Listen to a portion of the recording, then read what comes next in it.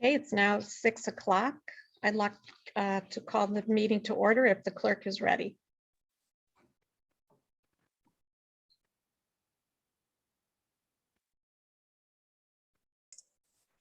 Okay, Ms. Wu, Here.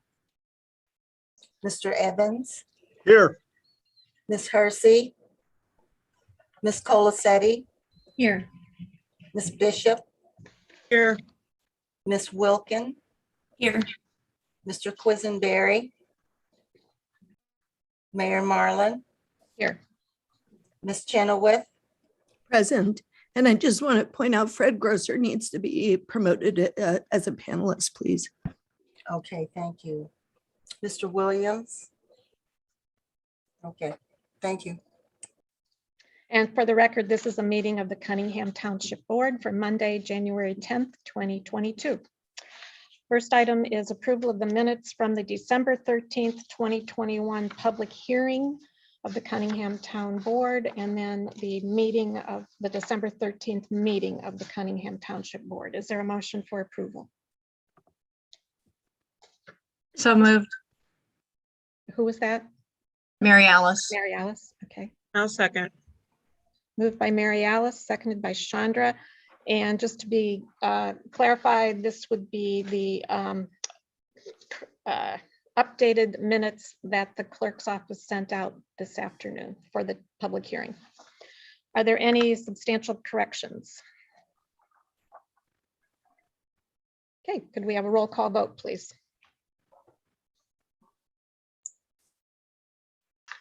Ms. Wu, Yes. Mr. Evans, Yes. Ms. Colacetti, Yes. Ms. Bishop, Yes. Ms. Wilkin, Yes. Mr. Quisenberry, Yes.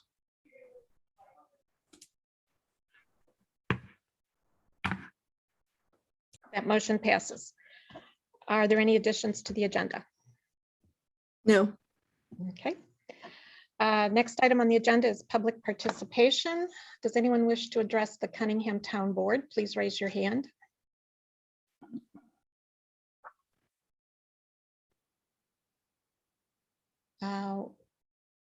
Wayne Williams has his hand up. Do you need to be admitted, correct, Wayne? Great. Okay. Does anyone wish to address the Cunningham Town Board? Members of the public? Okay, seeing none, we'll move on to the committee to verify bills for the town fund and GA fund. Good evening. This last month, we had $64,377.16 in the town fund.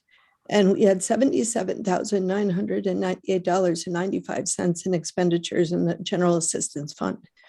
The total of those two numbers together equals $142,376.11. Just a few things about the bills. General assistance basically stays flat at about 64 current participants. 7 are homeless. This is down 3 from last month. As you know, this number has continued to go down as we house homeless residents with housing choice vouchers. So we're very excited about that program, and it's just been great to see those numbers go down. That is not the total number of homeless in our community. There are also folks who are on SSI or of other reasons, or McKinney-Vento Act definition homeless where they're couch surfing, but that's our general assistance roles. Our education employment track is gearing up. We started screening appointments with the first of the year to survey our participants about their interests. We're going to be connecting them to a host of programs to help them enroll, and we will pay for any fees related to those educational programs.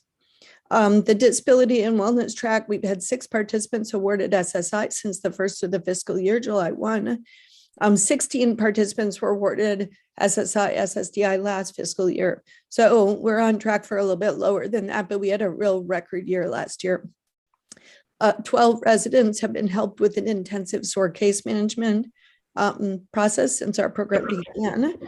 We had 9 applications so far that have been submitted. So, and we are helping folks in the appeals process who we have helped before. Also, part of our general assistance is we do provide transportation assistance through MTD bus passes to all participants. They started to charge fare again in July. And so year to date, we have bought 36 annual passes at $60. They went down from 80 to 60. And then 44 dash passes. We've really been pushing the dash passes because they're free for those who qualify. And we've saved the township about $2,600 using the dash passes. We also, with our general assistance participants, offer vaccination assistance. We offer $50 to any current CTSO general assistance participant who presents a complete vaccination card. That's anyone on general assistance, anyone in our emergency program, anyone in Bridge to Home, anybody who's working with our programs other than rental assistance, which really doesn't have a case management component. So far, about half of our participants have availed themselves of that, and we have concerns that that is not sufficient or even in line with our county.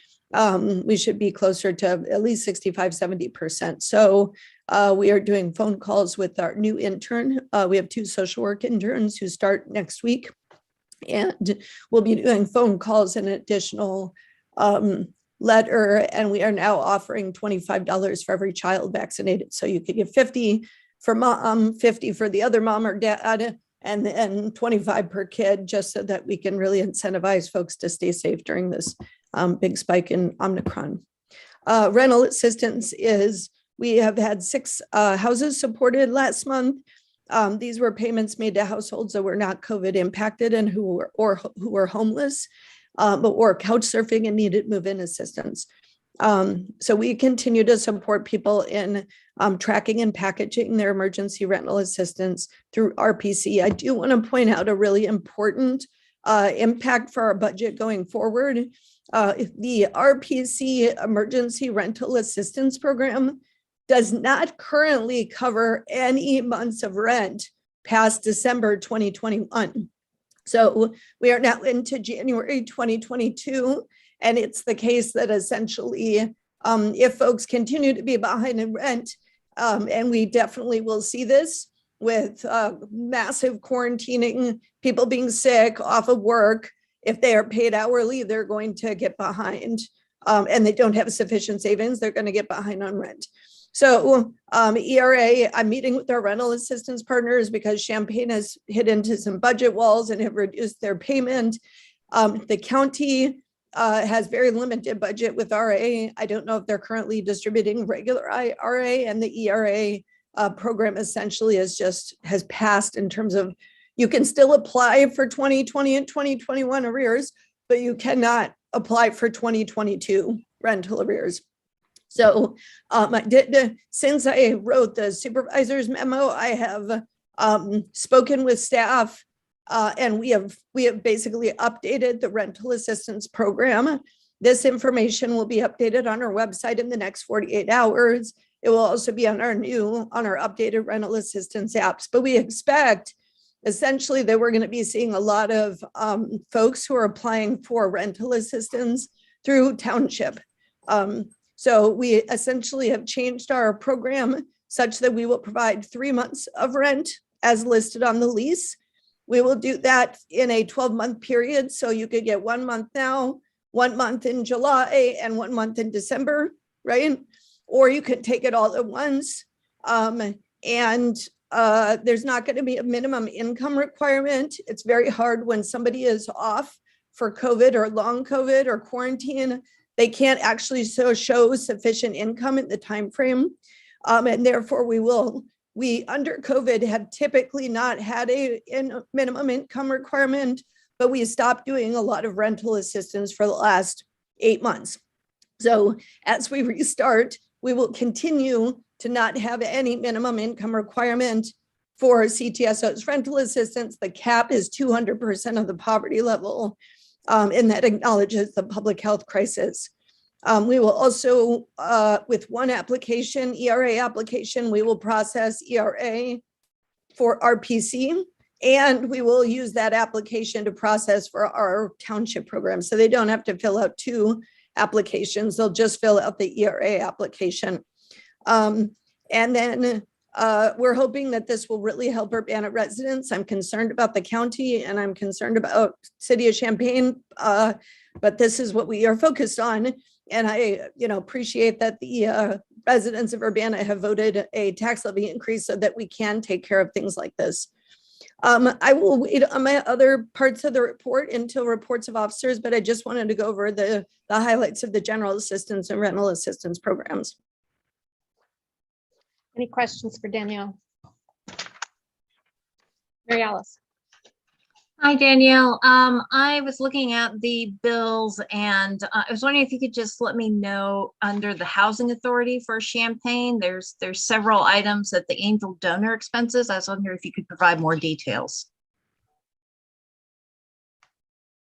Yep. Oh, just saw my video was on. So we regularly make payment to the Housing Authority to move general assistance resident or participants into subsidized housing. Oftentimes it's Steer Place or Washington Square. And so the rules as we have it is you cannot receive general assistance at the same time as you receive rental assistance. And yet folks need, because the Housing Authority subsidy does not cover a deposit, there's usually a barrier to people getting into housing. And so these are mostly homeless general assistance participants who we use the discretionary angel donor funds to move them into subsidized housing. Okay. All right. Thank you. Grace. Thank you. Thanks for the information. And I was hoping that I could just make sure that I'm understanding this correctly. The new piece you said about rental assistance was that RPC Regional Planning Commission is still doing the emergency rental assistance for 2020 and 2021, just not beyond that starting 2022. Is that correct so far? That's correct. And I just want to be clear because it's actually not RPC's fault. It's that is essentially Congress, when they didn't authorize additional payments, there's certain constraints that come with the funding that essentially cap the eligibility to the end of 2021. So anyone who's upset about this state of affairs, you should call your congressperson and get them to pass a human services bill. Originally, there would have been money to extend this if Congress had passed both parts of the big bill. Build Back a better bill, or whatever it's called, the BBB. So, okay, thank you. And so there's still emergency rental assistance for the previous pandemic time, maybe regular rental assistance there, and Cunningham Township's ramping up to be able to offer 3 months in a 1-year period with no minimum except 200% the poverty line. You're saying, is that? yeah, which has been our standard for years. And that's a pretty, that's a pretty liberal number. So essentially what we're going to do, and we're definitely hearing additional phone calls asking for rental assistance. We are really deluged with requests right now for ERA and for things in 2022. So essentially we've become the COVID stopgap because of a lack of action on the level of Congress, which is what local government is supposed to be. We're supposed to fill in those gaps that the feds and the state can't fill. So we will provide that COVID response.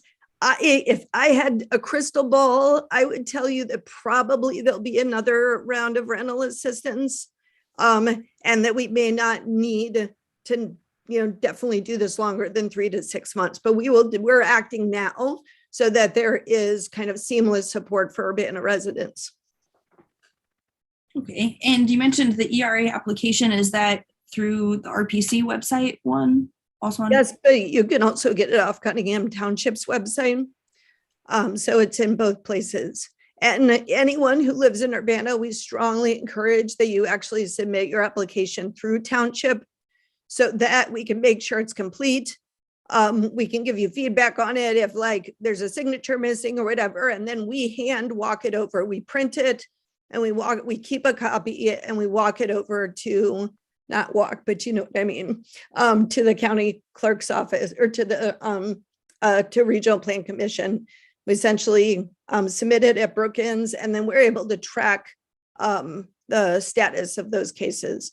So it's very important that Urbana residents go through us. We do not serve Champaign or Champaign County residents with this service.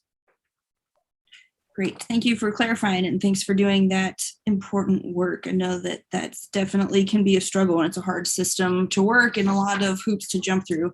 So I'm glad that there's some extra assistance through that and thinking about how to be preemptive in meeting that through Township when there's a higher up gap going on.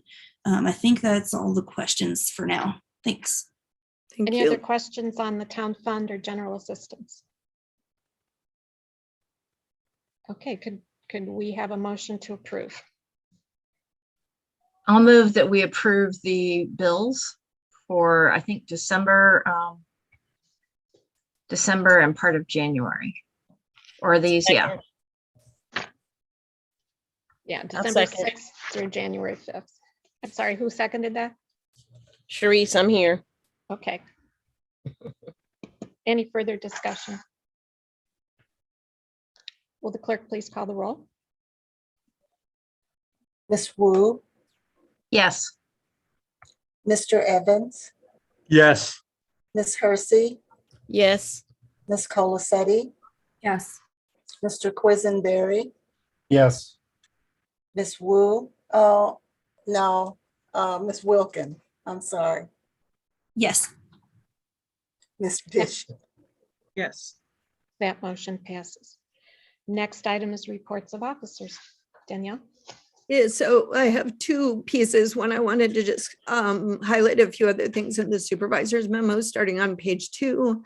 And then I want to provide the mid-year financial report, which is in the packet. I just have a couple of comments on that. So first, we have 256 participants representing 142 households we've helped apply for subsidized housing. That's an 18-month. We now have worked on that for 18 months. And this is a huge part of really helping homeless residents get into housing. So that's the first point in our housing advocacy work. Pinewood, as you know, is a new 24-unit development in Urbana, specifically serving residents who are disabled and are awaiting SSI determinations, and also serves those on the statewide referral network. So we've made 12 referrals, 5 are housed, and we're continuing to work with the others to move forward. City of Champaign has referred 15 clients and 13 are housed. So if you do the math, we're at 18 and we have 6 more that we'd like to so hopefully some of our additional referrals can be housed that way.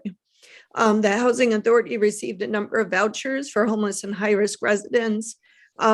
We have made 37 referrals in this second round of emergency housing vouchers. They paused the referral process as they process those, and we're seeing a number of our participants get offers, and we will be helping them get locate housing and get housed. So we started a program about a year ago to pay for housewarming gifts for homeless residents moving into housing. It's funded by our Angel Donor Fund. 25 homeless households have received the housewarming gift. And it's, it basically gives people vouchers to purchase furniture and housewares at Salt Lake and Habitat for Humanity. Bridge to Home, I wanted to just give a little bit of more in-depth update. So essentially Bridge to Home now is the kind of umbrella term that we use for our continuum of services for the homeless. This now includes street outreach, emergency housing, tenant-based rental assistance. So that would be rapid rehousing, vouchers that are paid for through Township, and then support accessing market rate and subsidized permanent housing. And all of this comes with housing stabilization services. We have about $310,000 from the state of Illinois. For this, it's fiscally sponsored by the city of Urbana. So essentially, we have pivoted this program and we've gotten verbal approval for using the funds in this way, and we've begun to expend them a couple of months ago when we got the verbal approval. So Street Outreach launched last summer when See You at Home closed its services or paused for several months. We are now actively working with 36 people who are sleeping outside this was the number essentially of the, I shouldn't say now, this is the number of people we have worked with in the last 2 months during this ESG activation time. We don't have very many people actively unsheltered. We helped to launch the town board approved funding, and we helped to launch a low barrier shelter. That shelter opened on the 27th. You can see the press release at the end of the supervisor's memo. And that essentially provided a place for folks who are dealing with mental health and substance abuse issues to safely sleep at night. We do have a couple of folks who are actively sleeping outside because they don't want to be separated. So it's usually a situation of couples who do not want to go into the shelter. That program is going very well. I'm the chair of the steering committee of that program, and I receive regular updates on incident reports and number of people housed, so that I can see what the service needs are. I also get the names of the people being served, and it's a lot of our people. It's a lot of the Cunningham Township participants who we were working with street outreach. So our outreach workers we were closed over the holidays, but our outreach workers continued to work, and they helped to get people into housing, let them know the day it opened, reached out, went under the viaduct, went into the parks, and helped people get over to do intake and check-in. So that is a huge success story. We've gotten a lot of folks, basically into a safer sleeping arrangement that way. Emergency housing, we do offer short-term emergency housing. This is outside of our emergency family program. So these are for single individuals.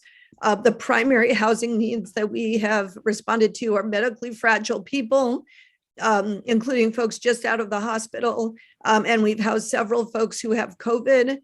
We've sometimes transferred them to public health, or public health is sometimes needed to transfer them to us. So essentially, we are trying to make sure that we can support that quarantine process. We have 6 residents. In December, we had 6 residents sheltered in hotels. It said 2 moved into low barrier shelter, but actually at this point, all 6 have. We had 5, and then we had 1 unplanned exit. And then we do a 12-month rent subsidy for literally homeless families who are referred by centralized intake for the homeless. We have 6 active households. We're about to have a 7th. 5 of them are single males. 1 is a married couple with no children. And 4 of those households are in housing and working or actively looking for employment. Then we have our emergency housing program for Urbana families. And we have served to date 37 households, 40 adults and 52 children. Every single resident who moved in to the new properties in August has transitioned into their own independent living situation, except for 1 family with a domestic violence transition. So last month we served 4 households. We had 1 new family move in. And Empty Tune helped us with Christmas gifts and gift cards. We appreciate that. We continue to track evictions. We're in the courthouse each month. You can see the numbers essentially for first appearances. So the total first appearances since we started in October is about 300 people. This is countywide. That said, I want to be clear that that does not mean that 300 people were evicted. In fact, our case manager estimates that about 50% of the people who come to court actually have an active rental assistance application. And when that's the case, the judge will refer the landlord and the tenant to do mediation and attempt to work it out without an eviction. I'm not saying it happens in every case. And certainly there are times when people don't have applications in, they weren't able to get in, or they were not aware. But it is the case that we're seeing about 50% have applications in, and then the judge typically will refer them to mediation. Utility support. We saw a huge spike in utility requests at the end of the year. It was most in just the last few weeks. We had 8 households help last month. We We saw 15, I guess I should say, of the 2 weeks we were open, we had the 8 households, but it was a larger number of requests than we've seen in that short time frame. We've helped 108 households since the program start, 83 this fiscal year. We continue to refer people to RPC's LIHEAP and COVID relief for water and sewer assistance. We have a digital inclusion campaign, and you can see 113 phones, 18 internet benefits, and 12 laptops or tablets distributed, most of that in the last 3 months. We have canceled our independent media center, warm homes, and smartphones because of the COVID transmission. So we'll keep working with people one-on-one, but we don't want to gather people at this point. Bucket Brigade, we have now made 1,743 deliveries to 5,118 people. And we're averaging about 14 households, Urbana households a week. You can only get it once every 2 weeks. And it's basically 2 weeks of provisions, pantry staples. And then in the warmer months, actually, we have had some greens from Sola Gracia's, their greenhouse. We continue to request winter items. So if people have new socks or gently used and clean coats, hats, mittens, and gloves, please drop them off at Township in the bin out front. And we are holding a virtual retreat for our Solidarity Gardens partners January 29th to plan the growing season. I just had a couple, let me pause and see if you have any questions about the supervisor's memo, and then I will give a brief update on our financial report, mid-year financial report. Grace. Thanks again for the update. I was just wondering, for utility support, is the best thing for people to still reach out to Cunningham Township directly if they're an Urbana resident for utility support, or is there also a county initiative? Yeah, so LIHEAP continues, as does the water and sewer assistance. And really our program is for anyone who doesn't qualify for other programs. So if they contact us, we're going to have them apply to those other programs first, unless they are shut off or they have an imminent shut off, in which case we pay. And that is for countywide. Our funders have been countywide, and they requested that we support people countywide, and we're happy to do that. So we prevented quite a few shutoffs. The numbers I gave you are essentially shutoff preventions, and it's pretty impressive that, you know, since July we prevented 83 shutoffs throughout the county. Okay, so people should contact RPC about LIHEAP stuff first. Yep. And then if they don't qualify or there's still gaps or stuff not covered, then contact Cunningham Township if they're Urbana resident, right? Actually, if they're a Champaign County resident. Oh, anywhere in Champaign So County. yeah, it's a little confusing, but it depends on the funding source. So for our homeless services, we are now countywide as long as the state funds us. And for our utility assistance, we are countywide. Everything else is Urbana based. Okay, thanks. Mary Alice. Thanks for the report, Danielle. And I noticed that you included some of this fiscal year, so I appreciate that update in the report. I was wondering if you had any sense in your street outreach. You mentioned that there are some couples that didn't want to be separated. Are there other individuals who decide not to participate? Do you have any idea of the percentage of people who decide not to participate? I don't have a percentage, but essentially, I think that the last report of people that we were aware were actively unsheltered, sleeping outside was 3. One couple and a single individual who was ejected from the shelter after a fight. But then the policy of the shelter is actually that they may be able to come in the next day. There has to be a review by a case manager. But that's the only folks that I'm aware of. That's not to say that it kind of depends on the temperature. When it's really cold, some people will go to the low barrier shelter. And then of course, there are folks who are in abandoned buildings throughout the community, and the other cars and storage units. Those are basically some of the places that people may choose to stay.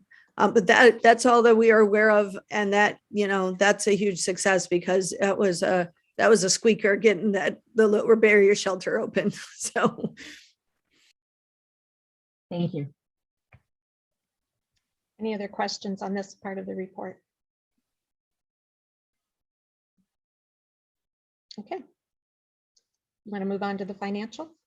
sure, and I will be brief. I just want to point out a few things. So essentially, when I budget, I budget 10 to 15% over so that there's wiggle room. We're spending on target. We're at 40%, so we're actually underspending budget by a little bit. There's a few places where I imagine that will change in the second half of the year. You'll notice we're under on health insurance, on FICA. Our audit estimate came under. There's COVID related unders like training, travel, and events are obviously under. Our building repairs maintenance is at 75%, but a lot of that is one-time installations. We put our security system under that, and proactive attempts to address some deferred HVAC maintenance. So we actually had a person go through and look at and assess the HVAC and do some tune-ups. So I think I actually expect that, we may be over a little bit on that, but not by much. We have underspent on general assistance. The job market's been very active, and we've had a record number of participants get on SSI in 2021. We also allocated generously for the sign item, not knowing what the impacts of COVID would be. We are expanding this program to do specific outreach to young adults and encourage them to get paid while training for work. We tend to serve, our average age is, I think, 47 for general assistance. And there's a lot of young people who maybe are out of work or in transition who could be taking advantage of our employment and education opportunities track. So we're doing some work there. With rental assistance, I think we're going to go from famine to feast. Basically, I just think we're going to see a lot of rental assistance payments for 6 months. So we are under budget on that because ERA exists, but we most likely will see some big expenditures, especially now that we're paying out 3 months of rent. Utility assistance and angel donor funds, you'll see that we have definitely gone over in both, and you will also see that the income, which is from private donors, has kept up with, it is also over budget. So essentially, we still have $21,000 in the angel donor fund as of last Wednesday. So that's, that's not a ton. I would like to see it larger because, utility shut off bill can be $1,000. But I think it's fine. And so we can go over as long as we don't spend any for angel donor and utility assistance. We don't spend more than private donors have given us. And so far we have not run out. So knock on wood, we're doing okay. Also, there's some expenses under angel donor that will actually be paying out of by the SG funds. We still are working on moving those items over and requesting reimbursement. Let's see, I think ESG expenses are going to ramp up this second half. We, as I mentioned, we're housing medically fragile individuals or those exposed or with COVID. And our emergency housing voucher program is really slowing down the housing authorities program. So we anticipate that we'll see more people in rapid rehousing. So I feel very comfortable with the financial report. I was worried that we would be over at this time. I think that it's great that we're under. And I think from an assistance perspective, spring is going to be harder than fall because frankly, there's just not the federal assistance that we had in the fall. And it's, and the local governments are going to have to pick up those pieces. So I'm glad that we are able to do that with some surplus in this first half of the year. Happy to take questions.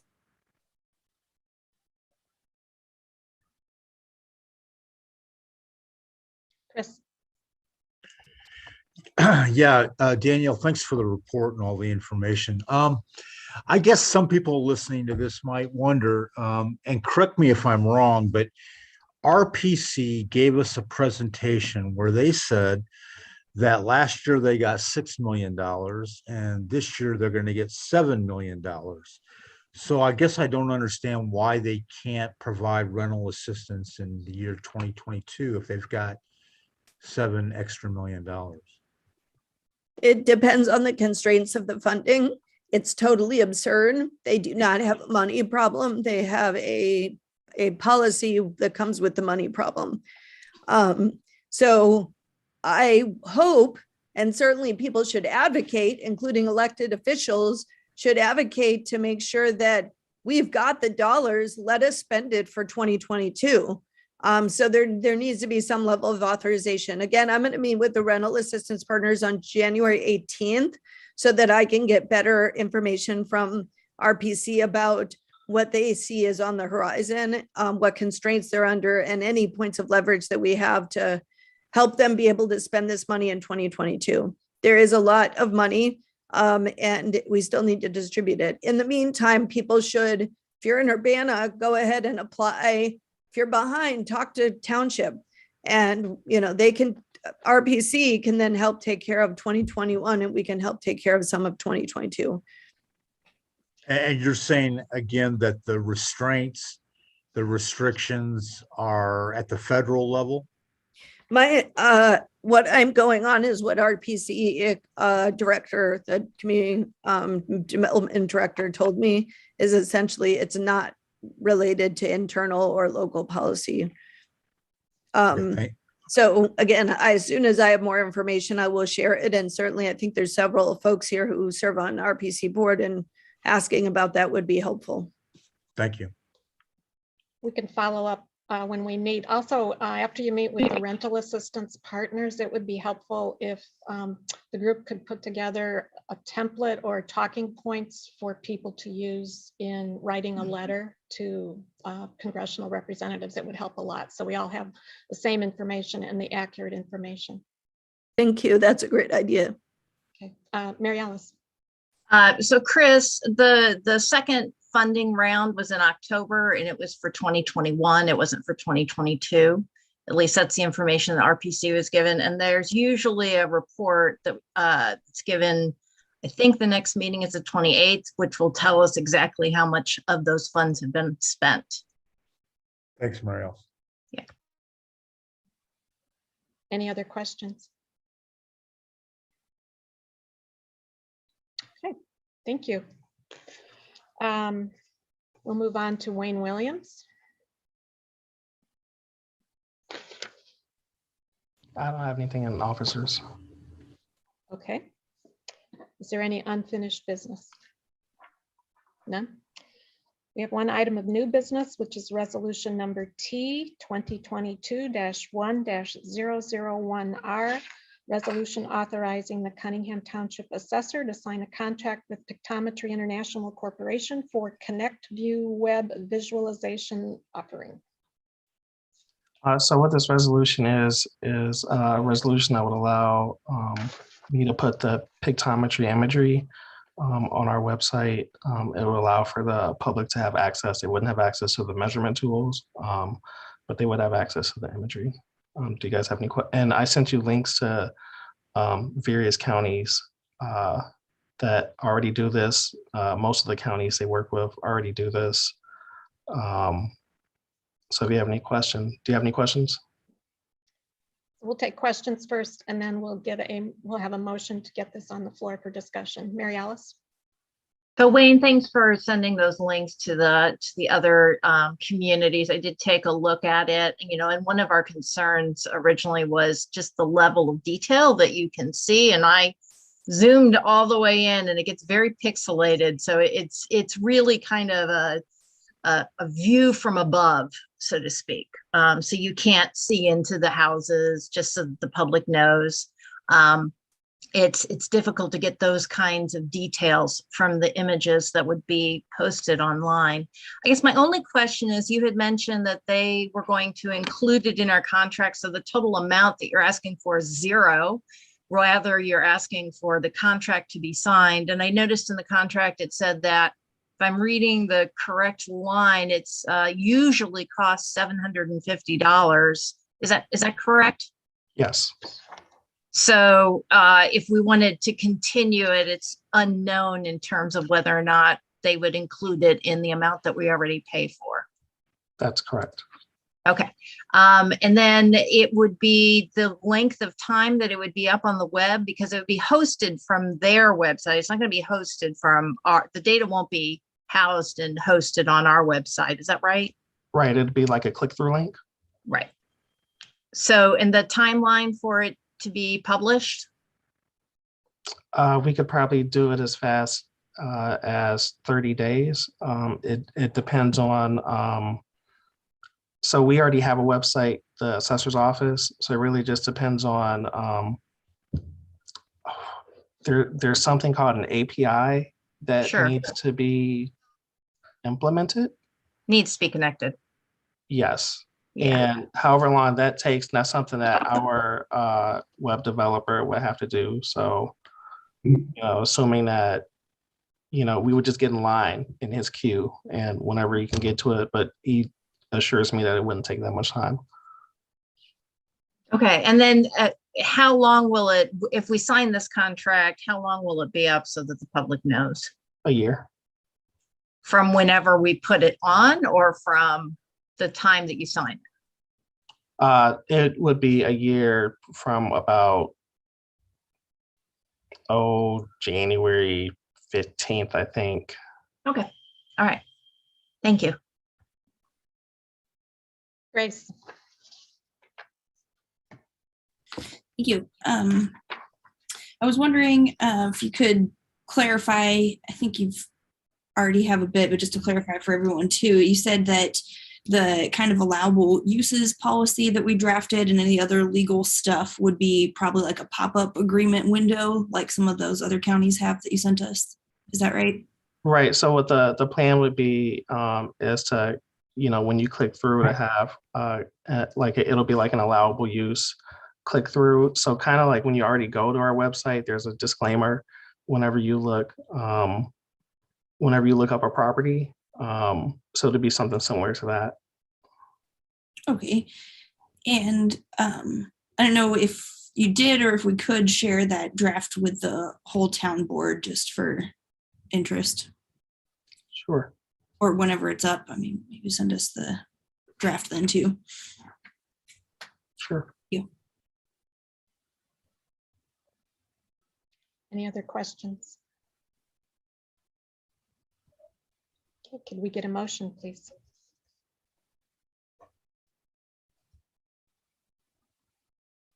I'll move to approve resolution number T 2022-1-001R. Resolution authorizing the Cunningham Township Assessor to sign a contract with Pictometry International Corp. for Connect View web visualization offering. I'll second. Moved by Grace, second by James. Is there any further discussion? Sharice. I guess what I want to know is why would, can you give me some examples of why anybody would need to have this information? So the county already provides orthogonal imagery from their flights. And basically what this would add is oblique imagery from our sites. This is technology that we spent quite a bit of money procuring over the last several years. So it's just a matter of making what we've spent a considerable amount of money more publicly accessible. Okay. James. James. Yeah, I want to thank Wayne for bringing this to us. We're investing quite a bit of the public's money into getting these images and making it available to the public so they can benefit from it as well as an appropriate thing to do. I know that I don't know what they're going to do ongoing, but $750 per year does not seem like a high amount to pay for this, and it's good that we're getting it for free the first time around.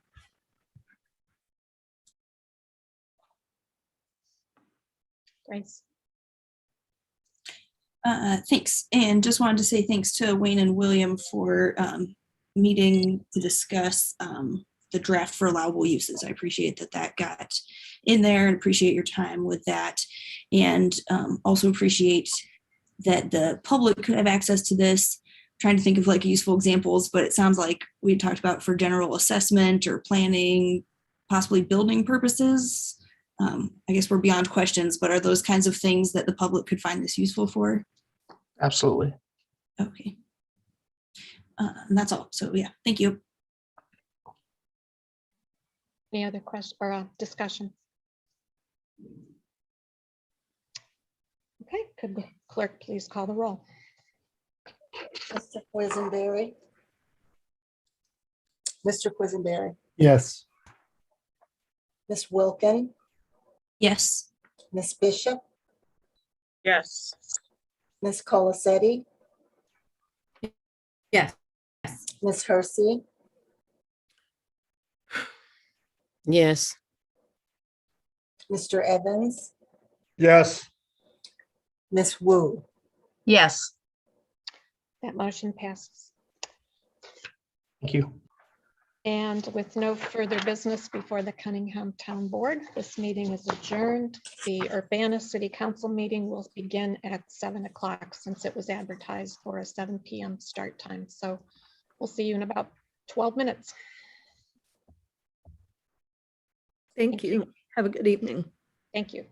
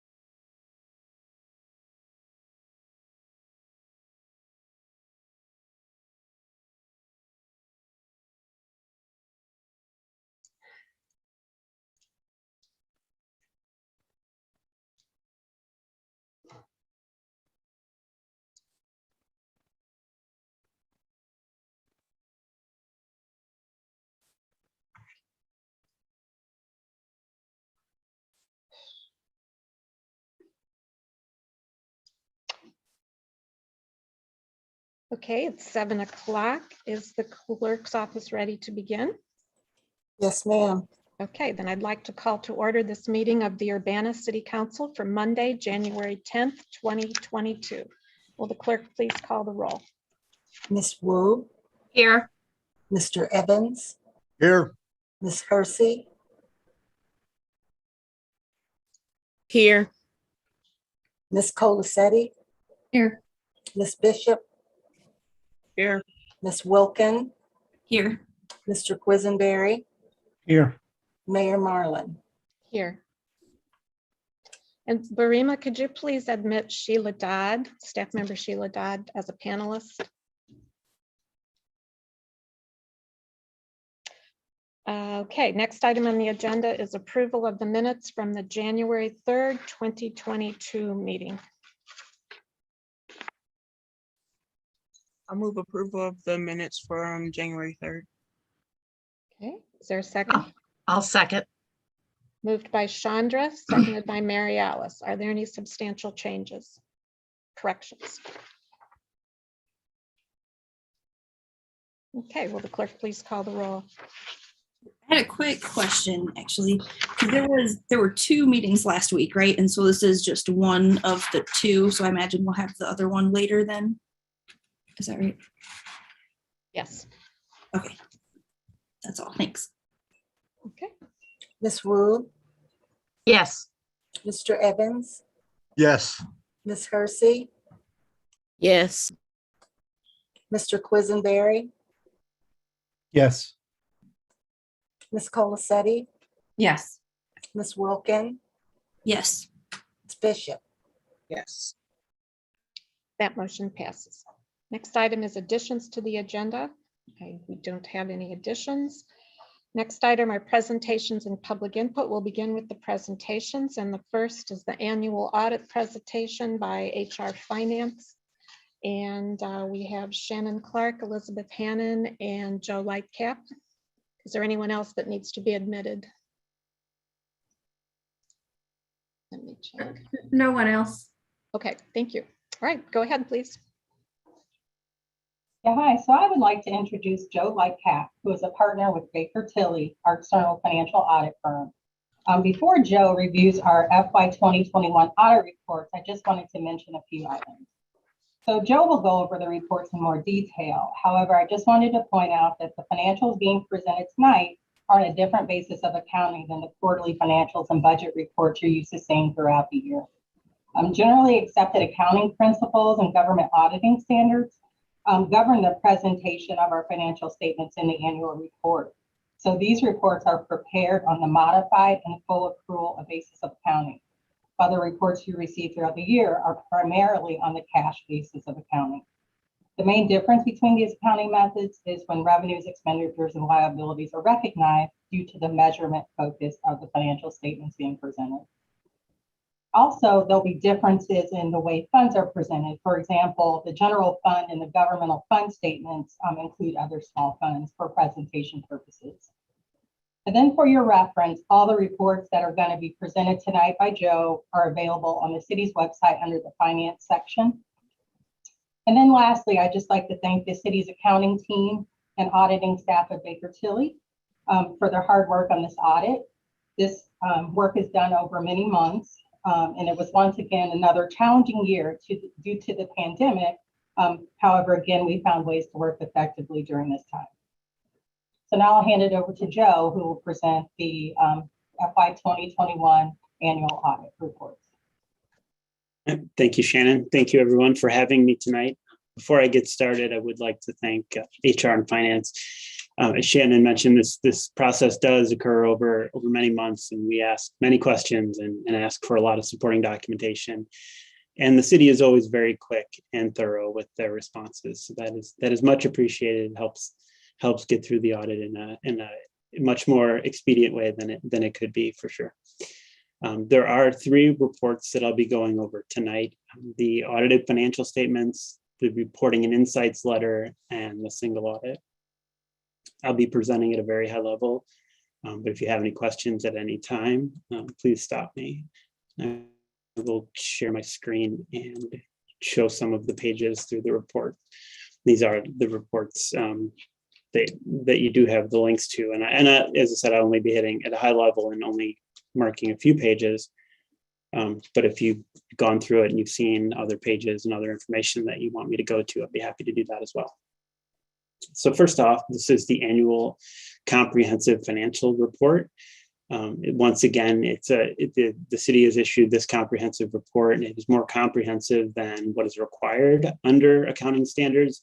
It has additional narrative information in the front regarding the city and some policies, as well as 10-year trend information in the back in the statistical section to give you a good idea of how the city's done over time.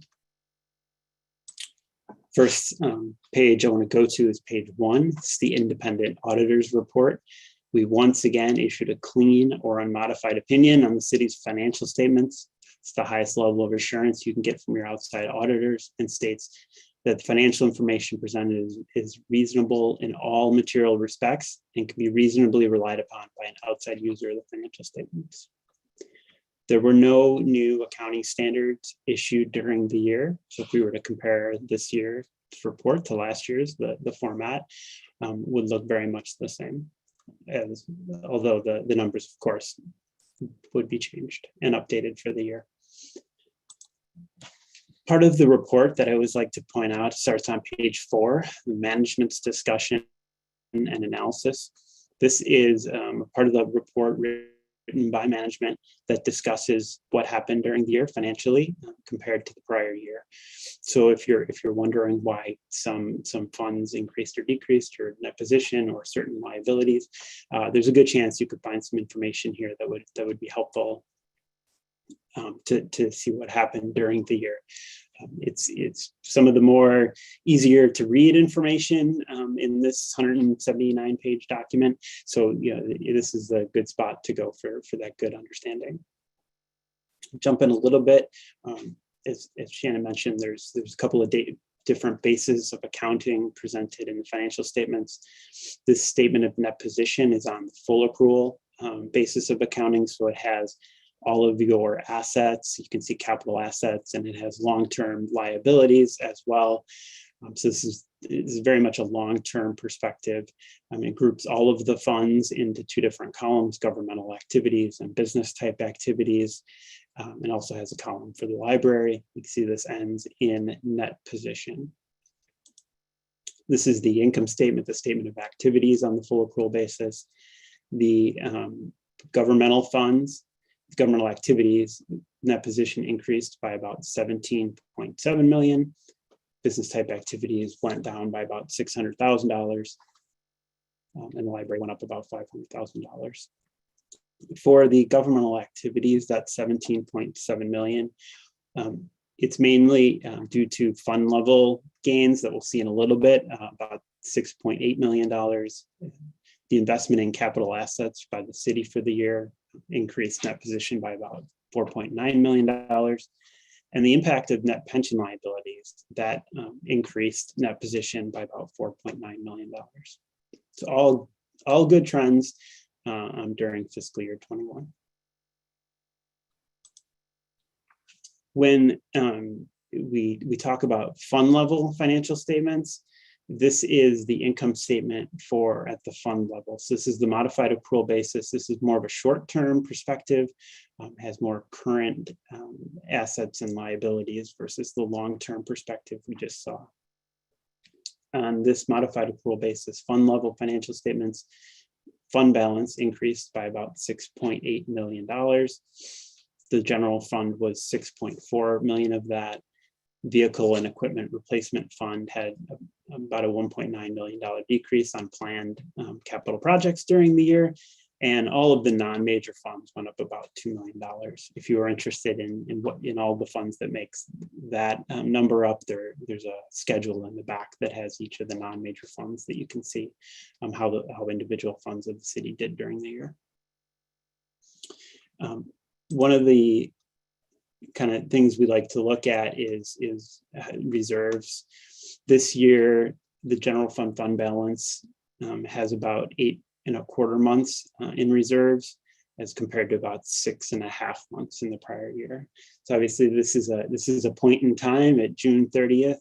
This is plans, you have your plans on how to spend the fund balance, but this is a good point in time and a good comparison of the year and how it did, how the general fund and the other governmental funds did. One of the areas that's been interesting, so to say, over the years is the net pension liability. The city has 3 different plans where we look at net pension liabilities, IMRF, police, and fire. This year, the IMRF net pension liability actually turned into a net pension asset. So your assets in IMRF were in excess of the future potential liabilities. So you had about a $1.2 million net pension asset. On the police pension, the net pension liability was about $20 million, which is also down from $26.8 million in the prior year.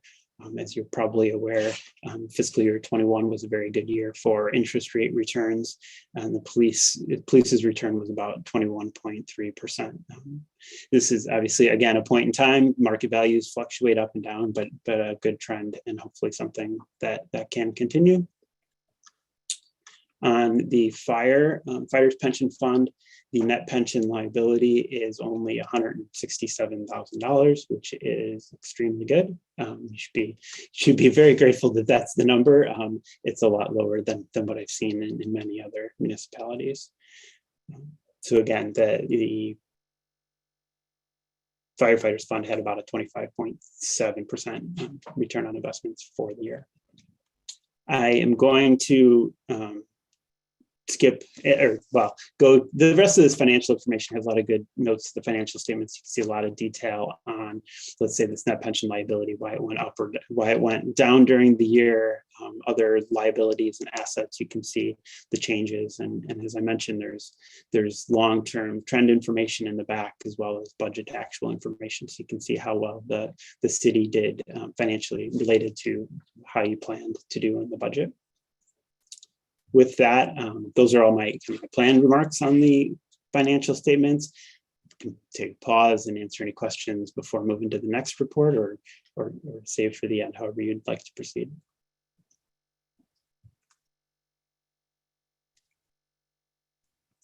Okay. Any questions for Joe? Just double check. We have one. Sharice? I don't know if this is pertinent right now. Are we getting this, or were we supposed to have gotten this in our packet this week? This particular report. Anybody? Sharice, it's Elizabeth. There was a memo in your packet that included the links to all of the reports. It's kind of been our practice, if the reports are very long, we don't necessarily copy them for every person, but I know if you would like to have hard copies, I think we have a couple of extras available, and Shannon could help with that. Okay, I just wanted to know if apparently there's something I missed. I'm sorry. Grace. If I could just add a quick comment to that too. I also took a second to find it. Did find it now. I was trying to find it just a direct internet search. So just wanted to clarify for the public. It's on the city page. I know you mentioned it, but under annual comprehensive financial report, or the Urbana website /ACFR, if anyone else is looking for it directly from the internet. Thank you. Any other questions on this part of the presentation? Okay, let's move on. Okay, the next report I'll be going over is the reporting and insights from the 2021 audit report. This is the non-financial highlights, and it satisfies a few different auditing standards. I guess one thing I do, like to point out, especially if you hadn't had a chance to look at the financial statements yet, my contact information is in this report, and should you have any questions, either with the financial statements, with our audit, or anything throughout the year, we're happy to answer those questions. We do ultimately work for City Council, While we work with management to perform the audit, we work for city council. So, there's definitely any questions or concerns, we're happy to address those at any point during the year. This report does, as mentioned, covers a few different areas: our responsibilities, management's responsibilities, audit status, audit approach and results, and then it kind of looks a little bit forward into challenges, opportunities, and potential accounting changes coming down that could impact the city and future audit standards, accounting standards. And then additional information in the appendix, management's representation letter. So some of the bullet points, some of the things that management provided to us during the audit, and the two-way communication. The two-way communication being the part where we ask city council if there's any questions, and it gives a little bit of information about the audit. And there's a few questions in there that, if anything, piques your interest and you want to discuss with us, we're happy to do so. If you were to, as reading this letter, I think you would come away with a very kind of important message. And this is really, this year especially, a boilerplate type of report. This report is really geared towards letting you know of any questions or concerns that we have with the audit, or any kind of really negative things that, unfortunately, our reports are designed to give problem areas versus all the kudos that the city and its management deserves. So when you read through this, it'll say that there were no disagreements performing the audit, no concerns with management integrity and things like that. So it's a very good letter in that regard. One of the areas I do want to point out is the internal control matters. So every year we look at internal controls to determine the nature, timing, and extent of our audit procedures, not to provide an opinion on internal controls, but if there was something in our review that we felt city council should be aware of, we would have those comments in this letter. And I'm happy to report this year that there are no comments for city council's consideration. In the past, there's been some comments for improvement, and I actually went back all the way to when we started as the auditors back to 2014, and there were quite a few comments, and that's pretty much the time Elizabeth joined the city, and ever since there's been a great improvement, a great focus on hiring the right employees to improve internal controls, the right systems, to kind of improve everything in that regard. So it's been a tremendous effort over the years to get to this point where there are no internal control matters reported to city council. So again, that's a great improvement, and not something that we see at all of our clients.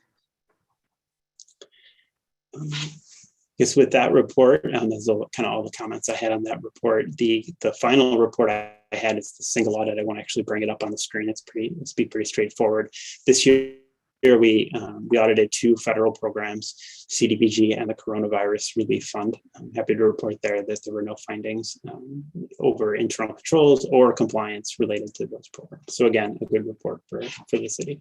I guess with that, I would take any questions on the audit results letter, single audit, or anything else. Any questions on this part of the presentation? Grace? Thank you for the presentation. I appreciate that, and to our staff for having a great audit. I was trying to find this letter you're showing us. Do we have that? So, no. I believe you do have that as well. It is on that memo saying that says FY 2021 audit reports, and it's under the same section as the annual financial report. So it's that very first link that you found, Grace. That memo is right underneath it on the internet.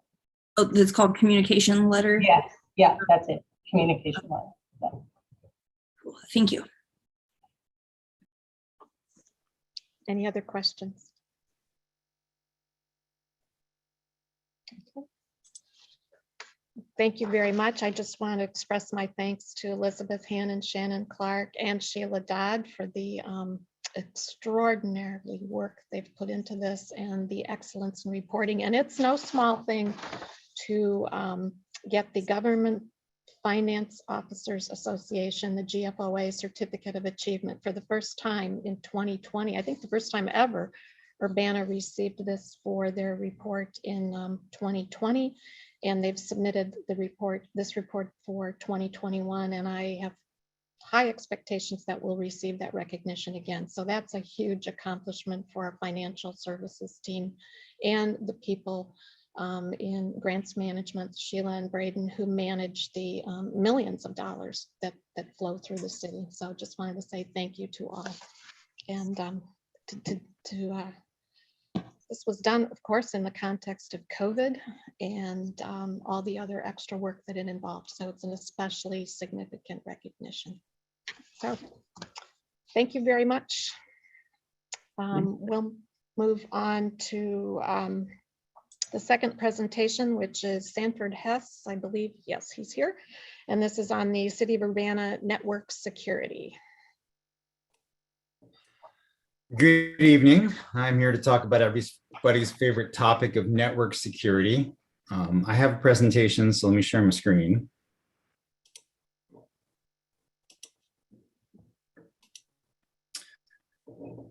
All right. So I don't come to council to talk about network security a lot, but this seemed like a good opportunity to do so. You're going to be seeing a budgetary request from me soon for some spending. And so we thought it would be a good idea to pull back and give some context about what we've done in the past few years, where we stand and where we're going. And I'm going to try to keep this relatively brief, but I'm happy to answer questions afterwards. So I don't want to sound alarmist, but we are always at risk for a disaster. That is a true statement constantly. One of the ways that people think of when we talk about network security is, malicious hacking from the outside. The more likely scenario is accidental clicking by somebody through social engineering. Or we should also be thinking not just of electronic issues, but also physical ones. So a tornado, fire, flood, because the IT room is in the basement. Any one of these could take down our network infrastructure and cripple the city. And I like to think about myself sometimes as a professional skeptic. So I think about when this is going to happen. I don't say if this is going to happen, because to be honest, not only will it happen, it has happened. We've had problems and we will continue to have problems.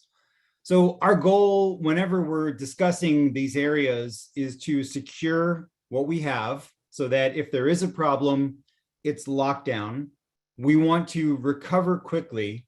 And most importantly, we want to minimize the loss of work across the rest of the city, because departments are more and more dependent upon technology in many ways. And we know what an internet outage or a network outage or an email outage can do, and to cripple everybody else's ability to get their work done.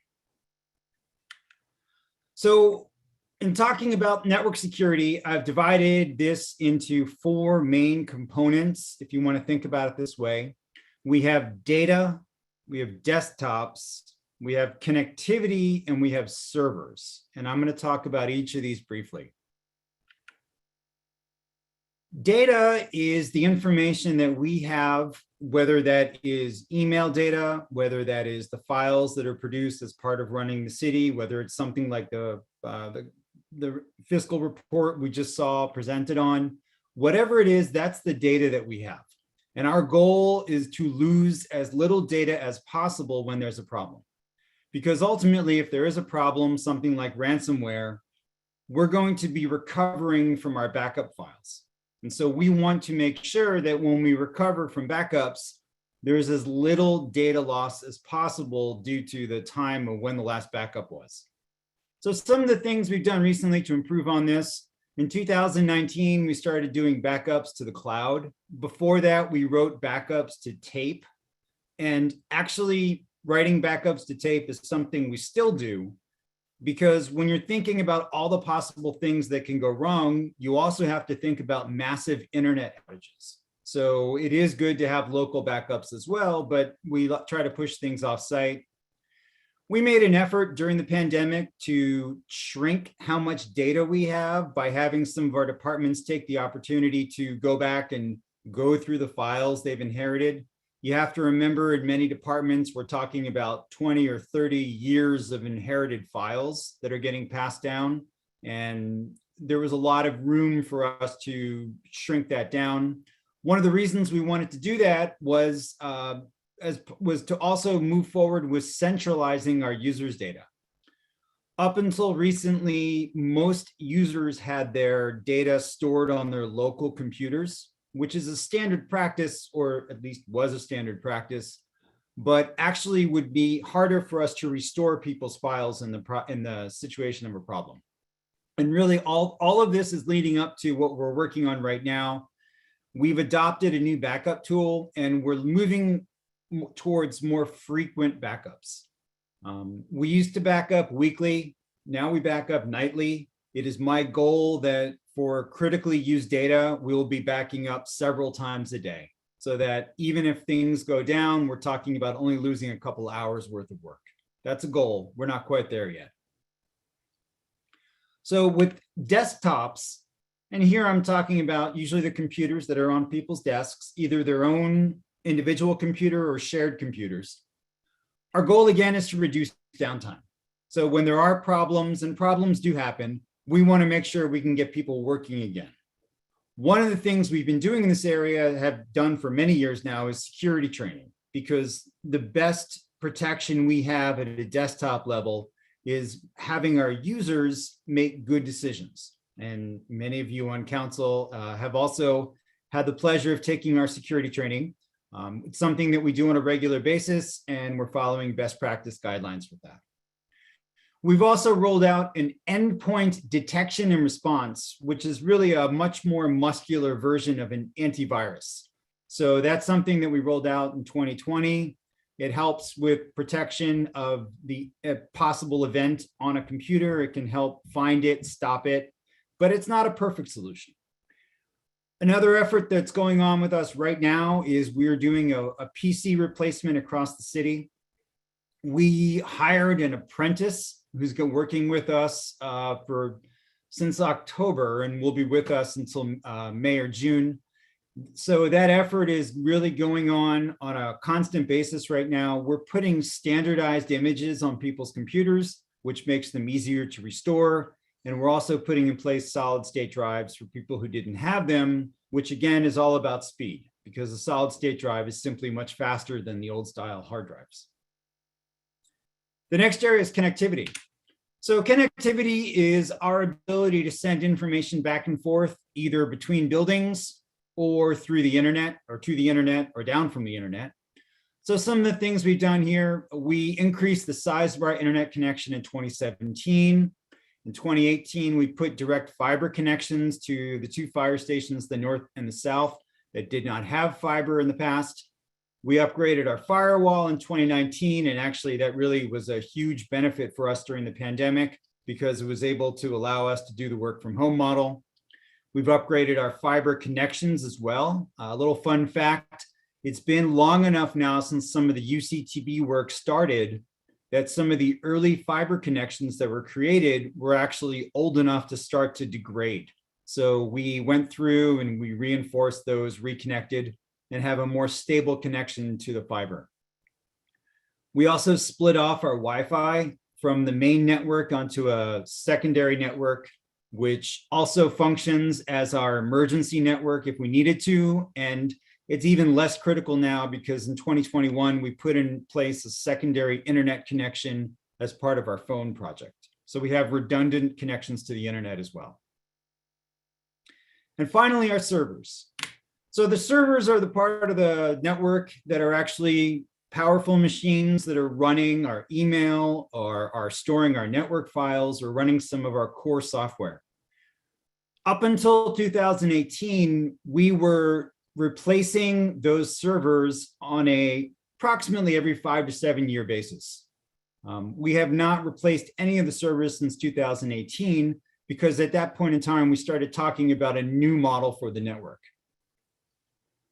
In 2020, we rolled out an intrusion detection point of contact. It's something that sits between us and the internet, and it looks at all the traffic that's going through both ways, and it's an early warning system for incidents. In 2021, we rolled out multi-factor authentication, which was also related to so many people connecting to the network from the outside due to the pandemic.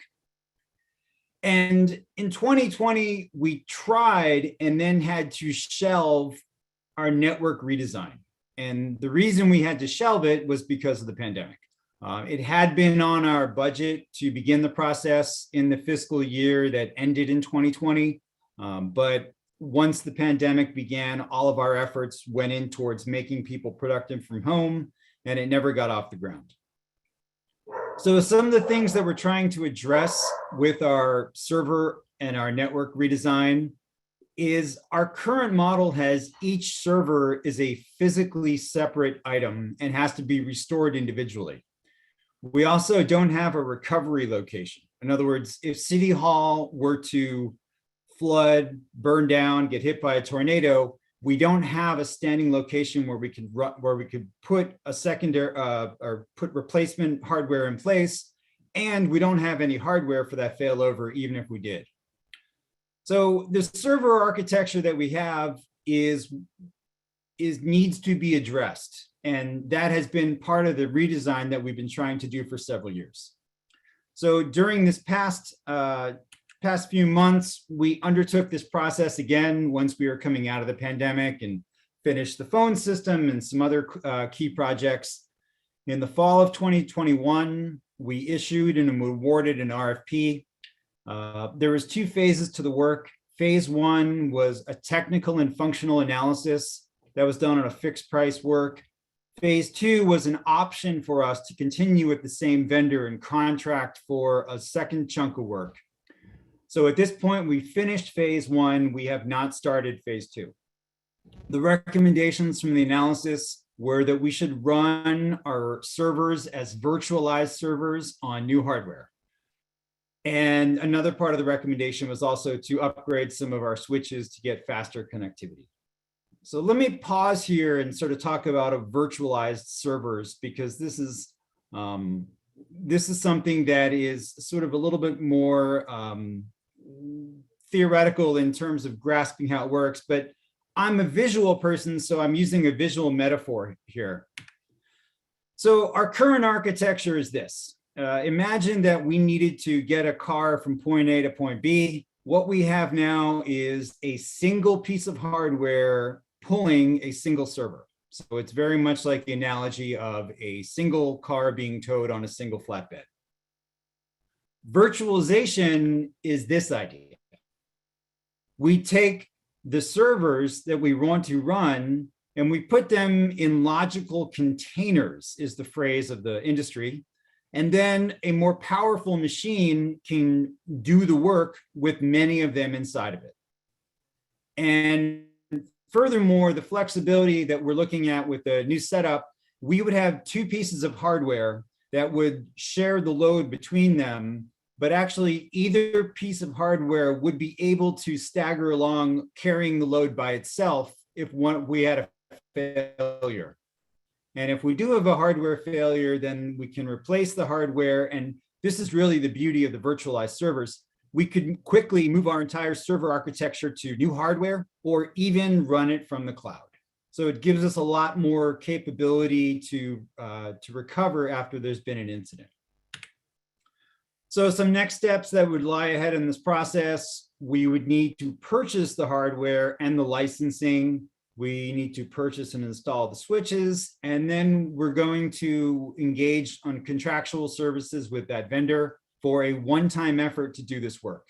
And that would be supporting our team, but it's just something that our team simply does not have the time to do in addition to their other responsibilities.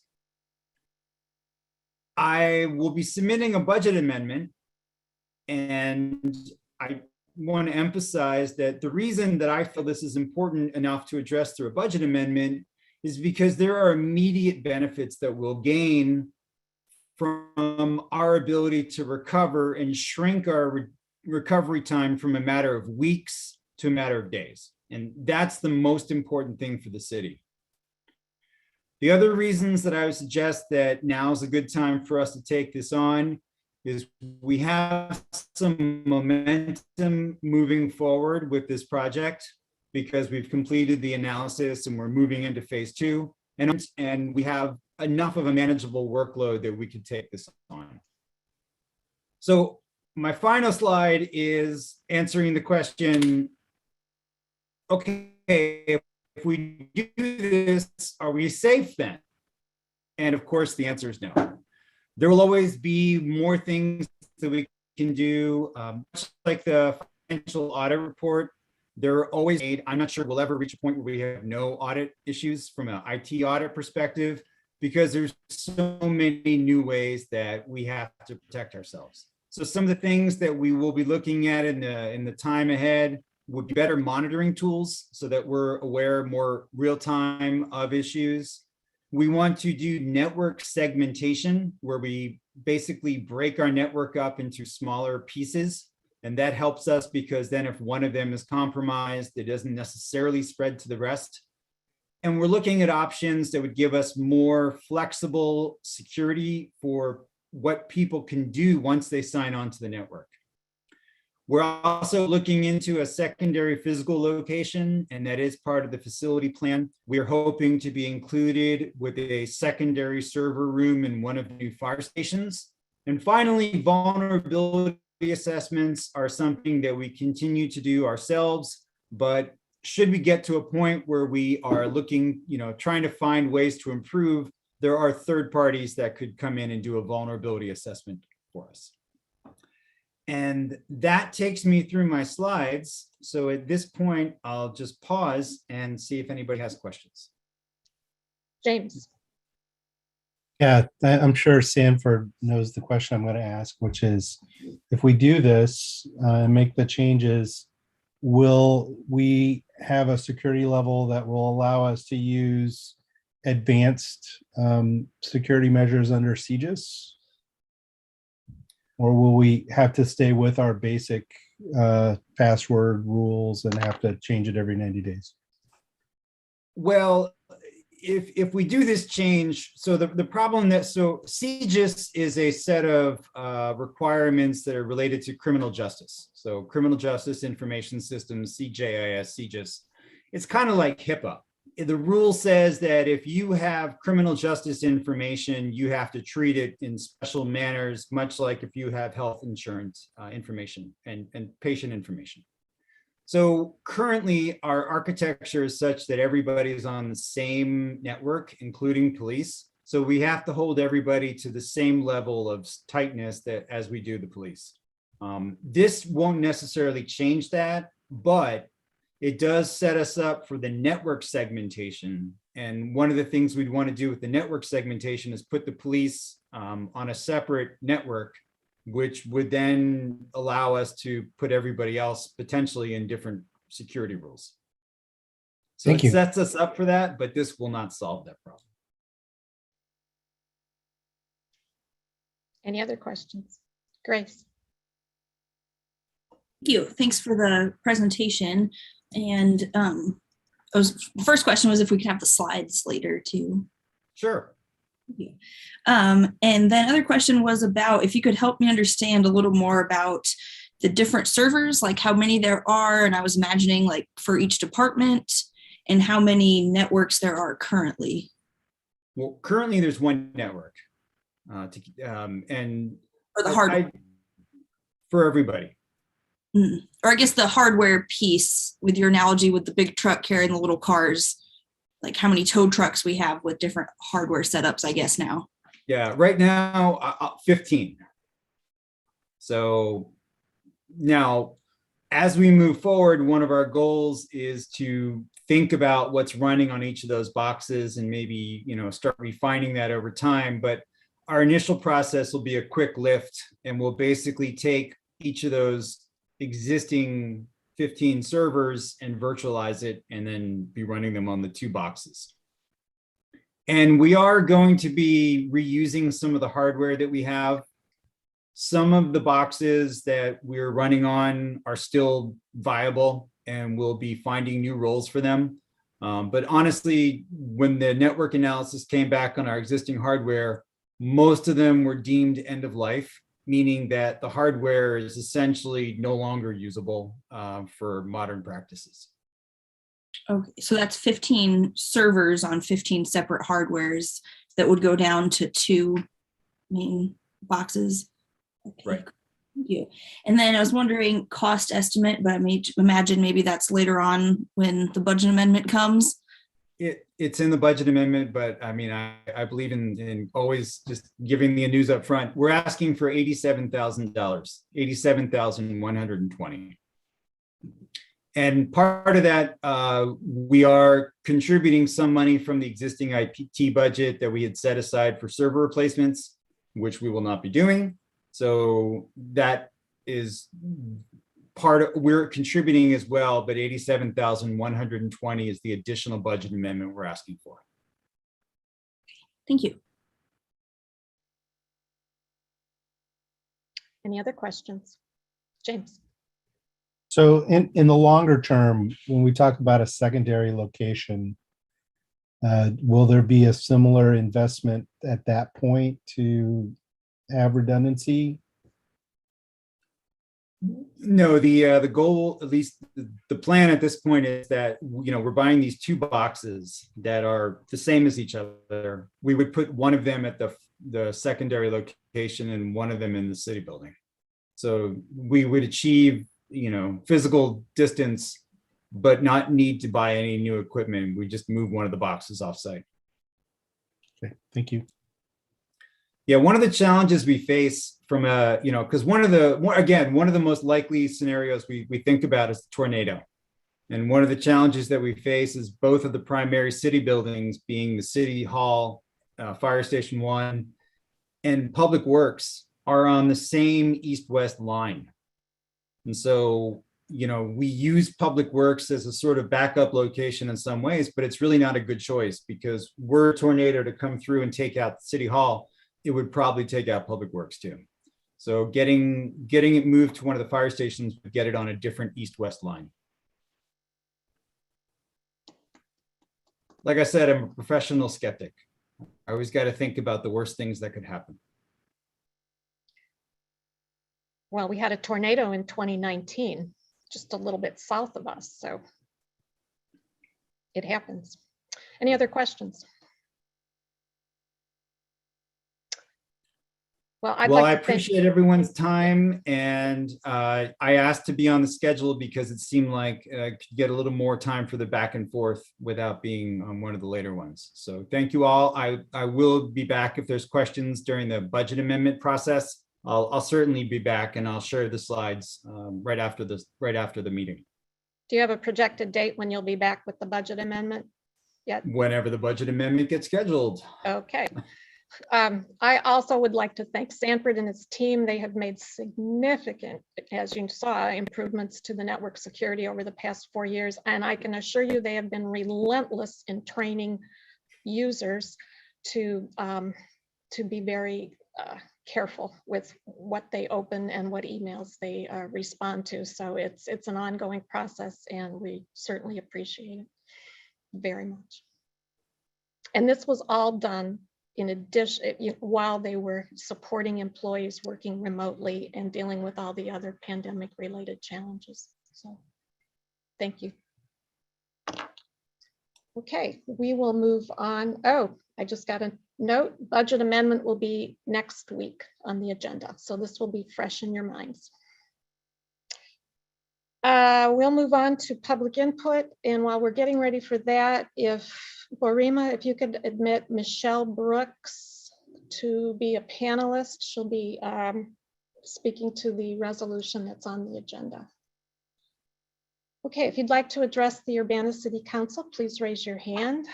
I see Brandy McCoy's hand up.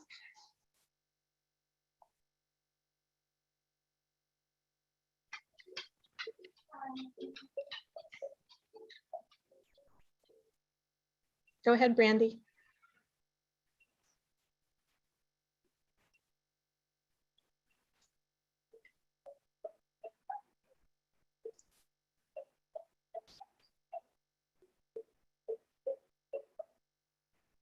Randy, if you're speaking, we can't hear you.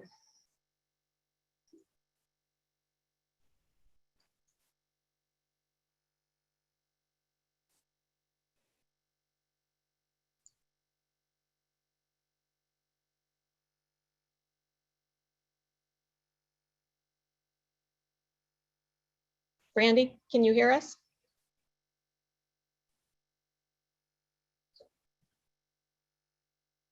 All right, we'll come back to you, Brandy. Let's go for Alan Axelrod.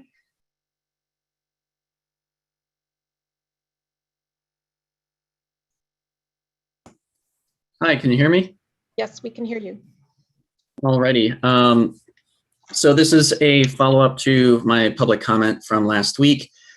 Section 10 of the Stephen Edward Watts Act talks about the ability of home rule municipalities from providing services in a manner inconsistent with that act. That is why Section 10 is important for your legal counsel to address when it comes to state law.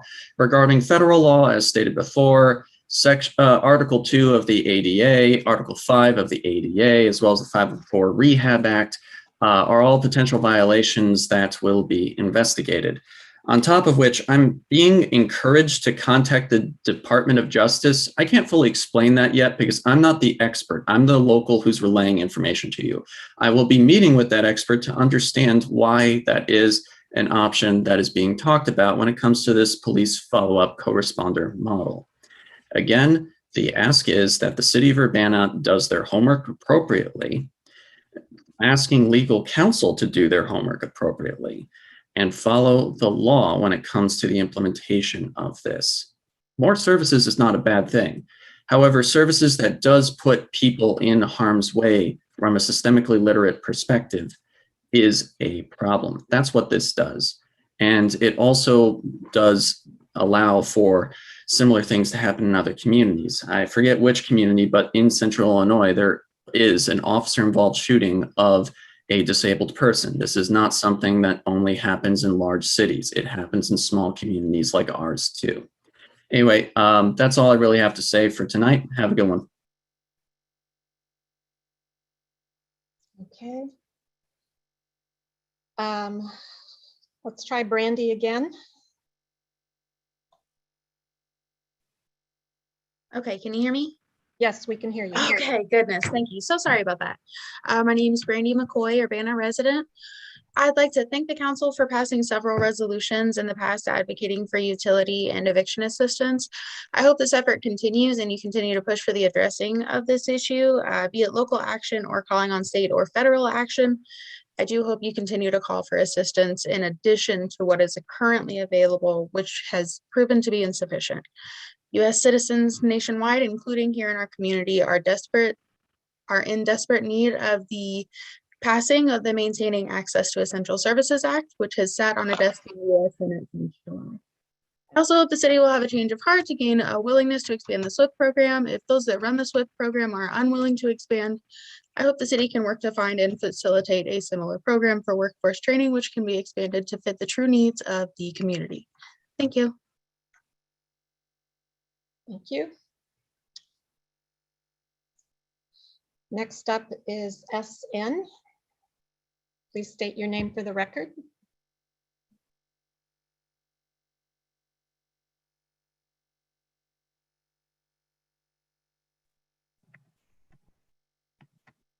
Hello, can you hear me?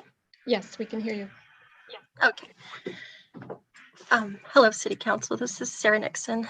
I attempted to give this comment at last week's City Council Committee of the Whole meeting, and actually even at a prior meeting, but didn't have enough time the first time. And last week, unfortunately, you couldn't hear me.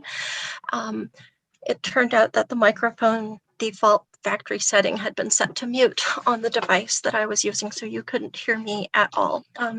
But that's fixed now. So on behalf of all Urbana residents who value and who need you to prioritize accountable and competent policing, I want to comment on the city's decision to appoint Lieutenant Corey Coker to lead Urbana's recently formed crisis co-response team. I think my comment is going to exceed the 4 minutes allotted for public input, so I will likely continue the second part at a subsequent meeting. But first of all, as I understand it from their recent presentation to the council, the CCRT is tasked with carrying out mental health checks, services, and treatment liaison and follow-ups for individuals having had police contact. The idea being to de-escalate and divert mental health crises out of the criminal justice interface and into the mental health services system, such as it is. Now, I truly expect that there must be several and probably many excellent police officers employed at the UPD. And I believe that among them surely exists a pool of knowledgeable, competent individuals who could bring appropriate skills, experience, and insight to the role of crisis co-response team leader. Who knows, among the ranks there may even be a stellar contender for the role. Managing psychological crises is critical work, requiring a specific skill set, a relevant educational background with focused training in mental health, racial bias, gender bias, trauma-informed policing, as well as personal qualities marked by demonstrated respect, sensitivity, empathy, compassion, and superb judgment toward clients/persons of interest, as well as proven ability and mastery in diffusing rapid-paced, volatile situations where the moving parts include individuals who may be experiencing severe distress, trauma, disorientation, dissociation, rage, and/or fear. Now, City Council Lieutenant Coker's career has been marked not by distinction in the above areas, but by scandal in those same areas. No one in local politics can fail to be aware that James Corey Coker has repeatedly violated the public's trust, not least when he helped batter with 2 other Urbana police officers under his supervision an innocent Urbana resident, a young woman of color, in the street on Good Friday, 2020.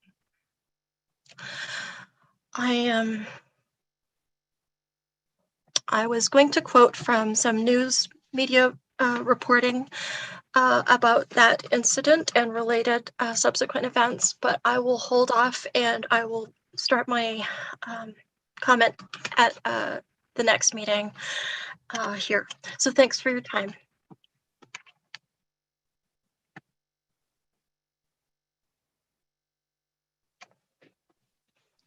Okay.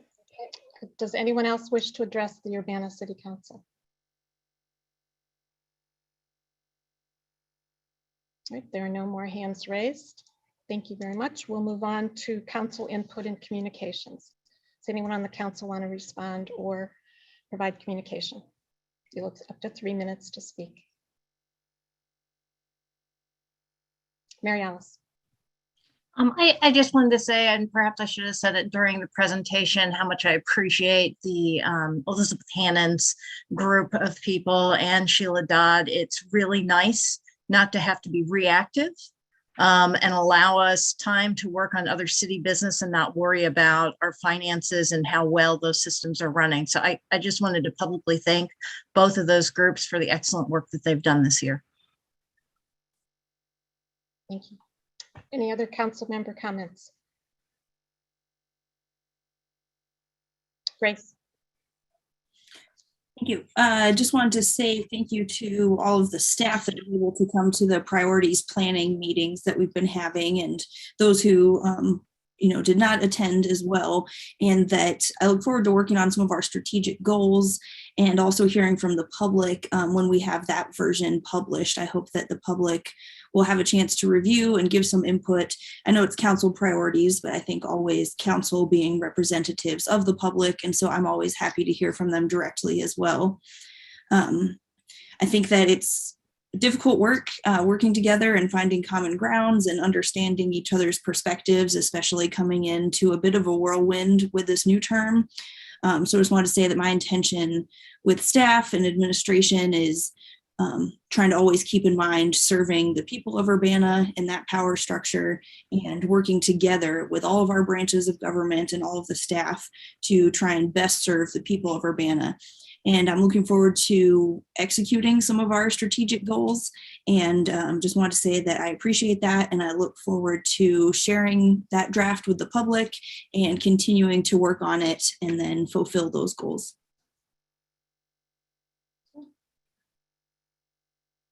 Anyone else?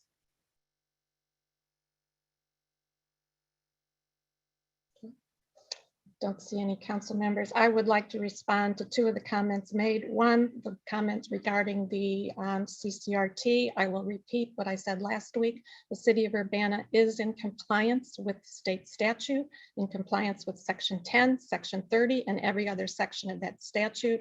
I have another supplemental memo to send out either tonight or first thing tomorrow morning that provides council with a link to the complete statute. You can read it for yourself, but the city of Urbana is in compliance.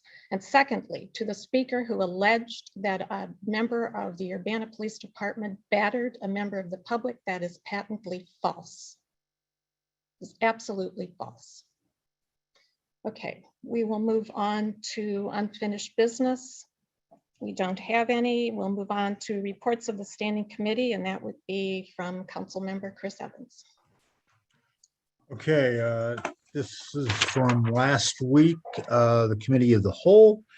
We sent to this meeting one resolution, so I'm assuming there's one item on the consent agenda, and that is resolution number 2022-01-001R,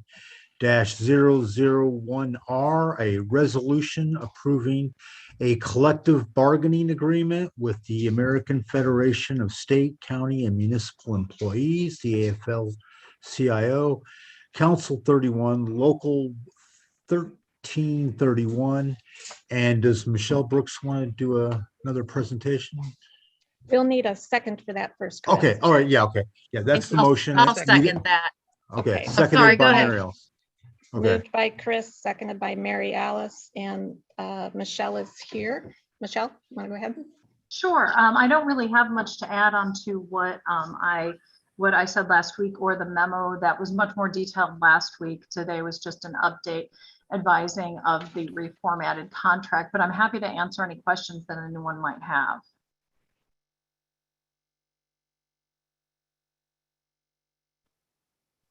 Doesn't look like we have any questions. All right, will the clerk please call the roll? Ms. Wu, Yes.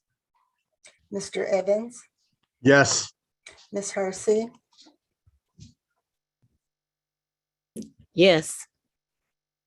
Ms. Colacetti, Yes. Ms. Bishop, Yes. Mr. Quisenberry, Yes. Ms. Wilkin. Yes. That motion passes. Thank you, Michelle.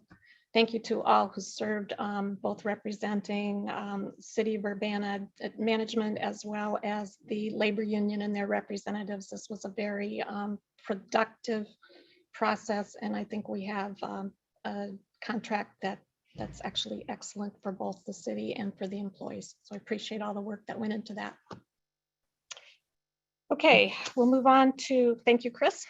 We'll move on to reports of special committees. There aren't any reports of officers. Carol? Yeah, sorry. I was having a little trouble with my video there. Yeah, we had, I've heard questions a few times about what the next steps are with the RFP for the public safety review, and I'm meeting with a couple of staff members this week. I think we'd like to just offer a few edits to the scope of work to make sure that you're getting what you want. So we're going to make a few things more explicit, and you'll see an edited version then after we meet. So I'm hoping that it'll only take one session with staff members to get through that, but then we'll be ready to put it into the RFP format, and we'll share that with you as well. Okay. Any other staff reports or announcements? I had a couple. One is, did you have a question on this, Sharice? You're muted. Just really quickly, I noticed that Kat Trotter is in the attendees and not in the panelists, and maybe she has something to say. I don't know. She's going to be presenting the next item under new business, but yes, Kat needs to be admitted as a panelist. And let me see if there's any other staff members working with her. I don't see anybody. Thanks, Sharice. A couple of announcements. One, I'm really pleased to announce that Dr. Carmen Franks, PE, has joined the city as an assistant city engineer. You got some information on her background last fall, but her starting date was starting time was last week. So we're really delighted that she has joined the engineering staff at the city of Urbana, and it's just wonderful to be staffed, fully staffed again in that department, at least in the engineering end of things. We're working on some of the others as well. So we welcome Carmen to the city. Secondly, I wanted to report to you that the city is no exception from Omicron. It's raging all around us and through us. Currently, about 10% of our workforce is out due to COVID, either from positive tests, some exposure, or people being home caring for household members. The last pay period, we paid out about 900 hours of COVID leave. This is leave that's been created to pay people while they're out with COVID-related issues, so they aren't using sick leave or vacation leave. So that was 900 hours of COVID leave. And the fact that the schools, some of the schools are closed, like Urbana Middle School closed today, daycares, I mean, it's having a tremendous impact on staff. And the 10% out to COVID is, of course, in addition to people out with other illnesses, with duty-related injuries, on vacation, on military leave, etc. So our staff is severely impacted right now with COVID, as just about everyone in town. And I also wanted to let you know that at least Carle Health, I'm not sure if the other hospital is as well, but Carle Health is now breaking down patients in the hospital as to their vaccination status. So today, for example, there are 26 patients in the Carle ICU. 100% of those are unvaccinated. Of the 206 people, COVID-19 patients that are hospitalized at Carle, 66% are unvaccinated, 27% have 1 or 2 vaccine doses, and 8% are fully vaxxed and boosted. So this is a striking evidence of the effectiveness of the vaccine, and especially of the booster right now.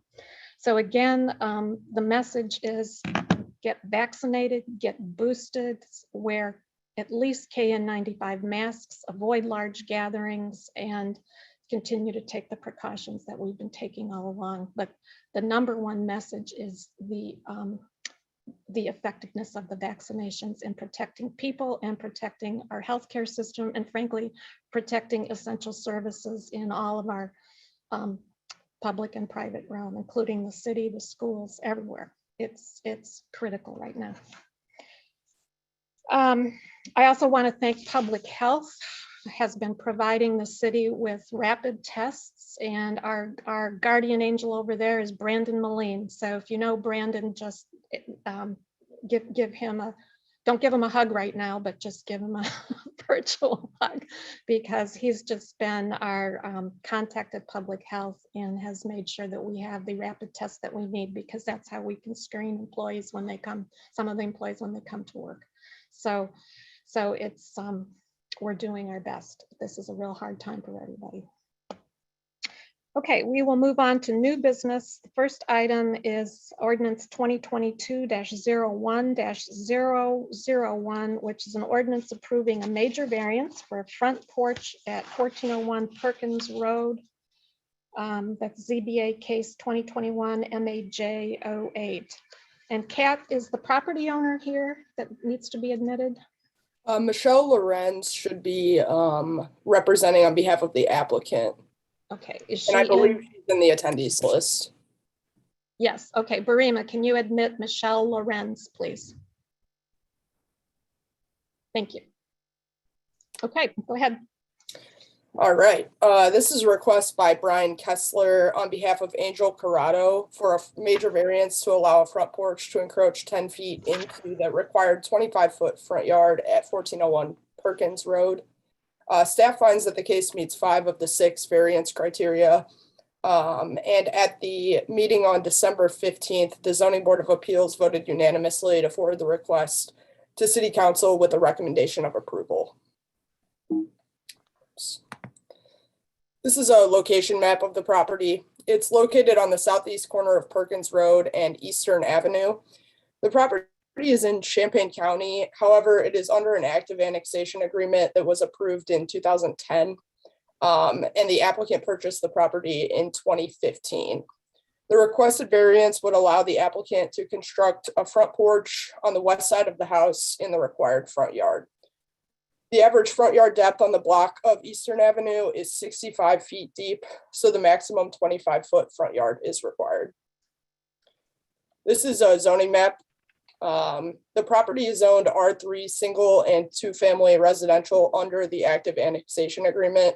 That zoning does not show up on this map because it is outside of city limits, but it is written into that annexation agreement. The adjacent properties are all zoned county R3, which is 2-family residential. There's a mobile home park to the northeast that is zoned R5, manufactured home park. The property to the south, 1505 Eastern Avenue, is also under an annexation agreement and is zoned city R3, single and 2-family residential. Nearby are other residences, a small office building, a telecommunications tower across the street as well. This is the county zoning map. So as I stated before, it's surrounded by county R3, and you see the manufactured home park up to the right corner. The applicant requests a variance to add a front porch on the west side of the house. This is a photo of the west side of the house. And the front porch will encroach 10 feet into the required 25-foot front yard. You would like to install a 14-foot wide concrete patio with a roof covering. The porch will extend 52 feet along the western face of the house, and the roof will extend another 26 feet to cover a new concrete driveway. This is a picture of the north side of the house. They couldn't reasonably put the porch on this side, and it's requested on the west side, so that's where the variance would apply to. And here's a better photo of the west side of the house. Porches are permitted to encroach 5 feet into required front yards. This proposed porch would encroach 10 feet into the required 25-foot front yard, so the variance would be required. This is a site plan showing where the porch would be, as well as the new concrete driveway. And here's another site plan. This is kind of the floor plan of the porch. So you're looking at it, the top of the screen would be north. And this is on the west side of the house. Here's an elevation as well. This block of Eastern Avenue is approximately 1/3 of a mile long, with front yard depths ranging from 7 feet deep to over 200 feet deep, which results in a drastically inflated front yard of 65 feet, or average front yard of 65 feet. It's skewed by 100-foot plus front yards, and if the minimum 15-foot required front yard applied to this property, no variance would be required for the front porch. So this oblique shows the top of the screen being east, so you can see kind of uneven development along the block, shown a little bit better here with pretty substantial front yards in some of these properties in the middle of the map.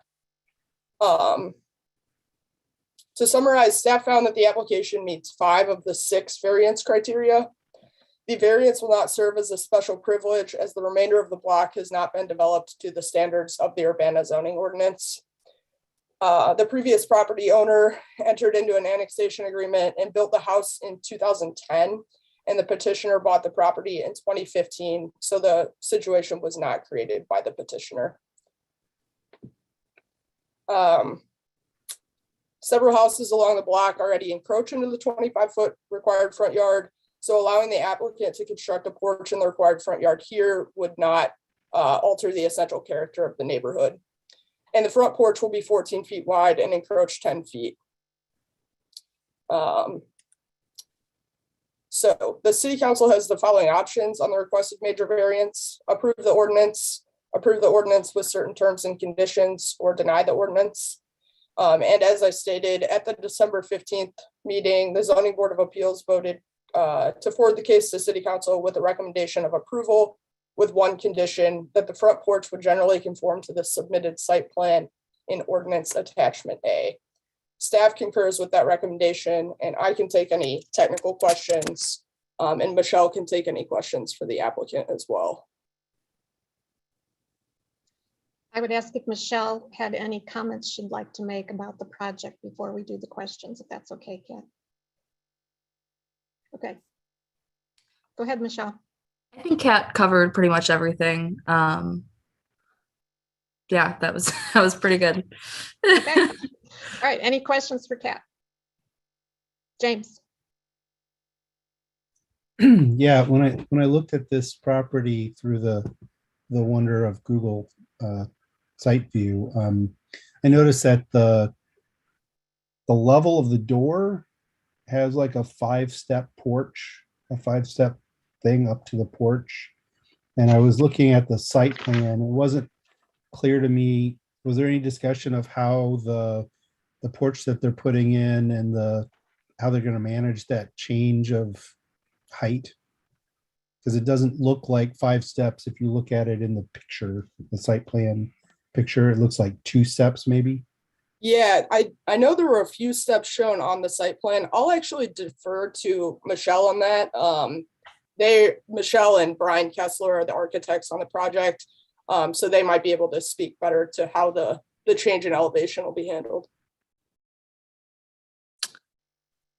Yes, there should be enough steps in order to meet that elevation. But if not, that's an easy fix that wouldn't really change the variance request.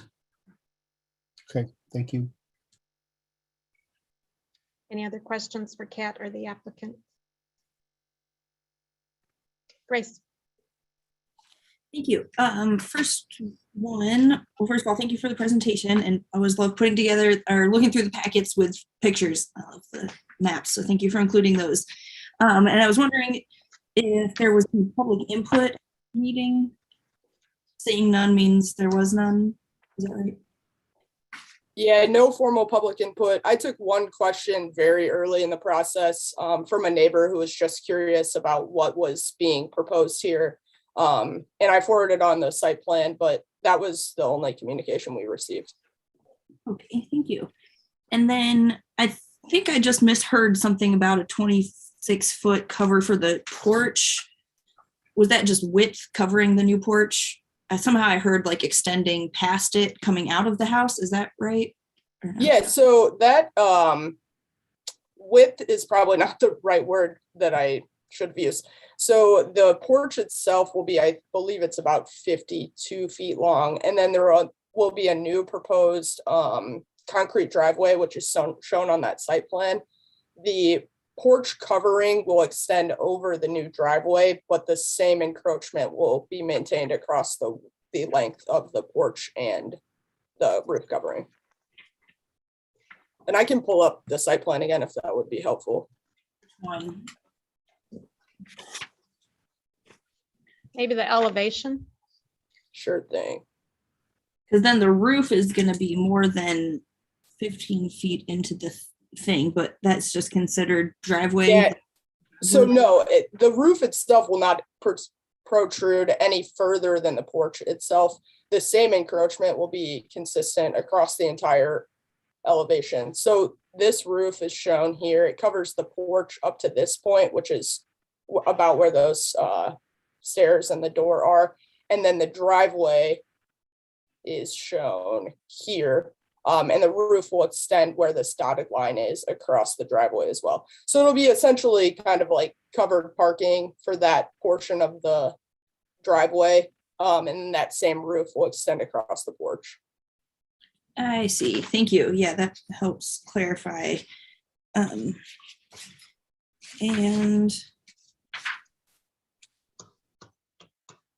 I just was noticing a different name for the applicant in the zoning board meeting. I don't know if that was a different like household member or something that came to that one. Yeah, there have been quite a few people on the project team. Michelle Lorenz and Brian Kessler are part of the architect team working with the homeowner. Angel Corrado is the homeowner of 1401 Perkins, and Marley Corrado had attended the zoning board of appeals meeting on behalf of her. I believe it's her dad, but Michelle might be able to provide some insight there. I'm actually not sure about their relation, but yeah, Brian and I are the ones who put together the drawings and the application, but Angel is the property owner. Okay, and Marley, another family representative too. Okay. Cool. Yes. Thanks. Any other questions? Okay, Sharice. I just wanted to get some clarification, kind of like Grace, because looking at the plans, okay, so it looks like it'll be a covered porch, and it's a porch with an awning, and that's going to extend to also make basically like a carport situation. Yeah, somewhat. I guess that's what I would consider it. Okay, that's and so the steps will come from the side instead of from the front. Is Correct. Also okay. What I'm noticing. Oh, okay. I just wanted to understand how that was going to be, and I'm assuming that's basically so that regarding the sunlight and the heat and so on and so forth. Okay, thank you. Sure. And in your packet, the front porch site plan shows the front view of that, and it's a pretty clear picture of how that'll work. It's G001, the page in your the plan page. Okay, any other questions? Could we get a motion?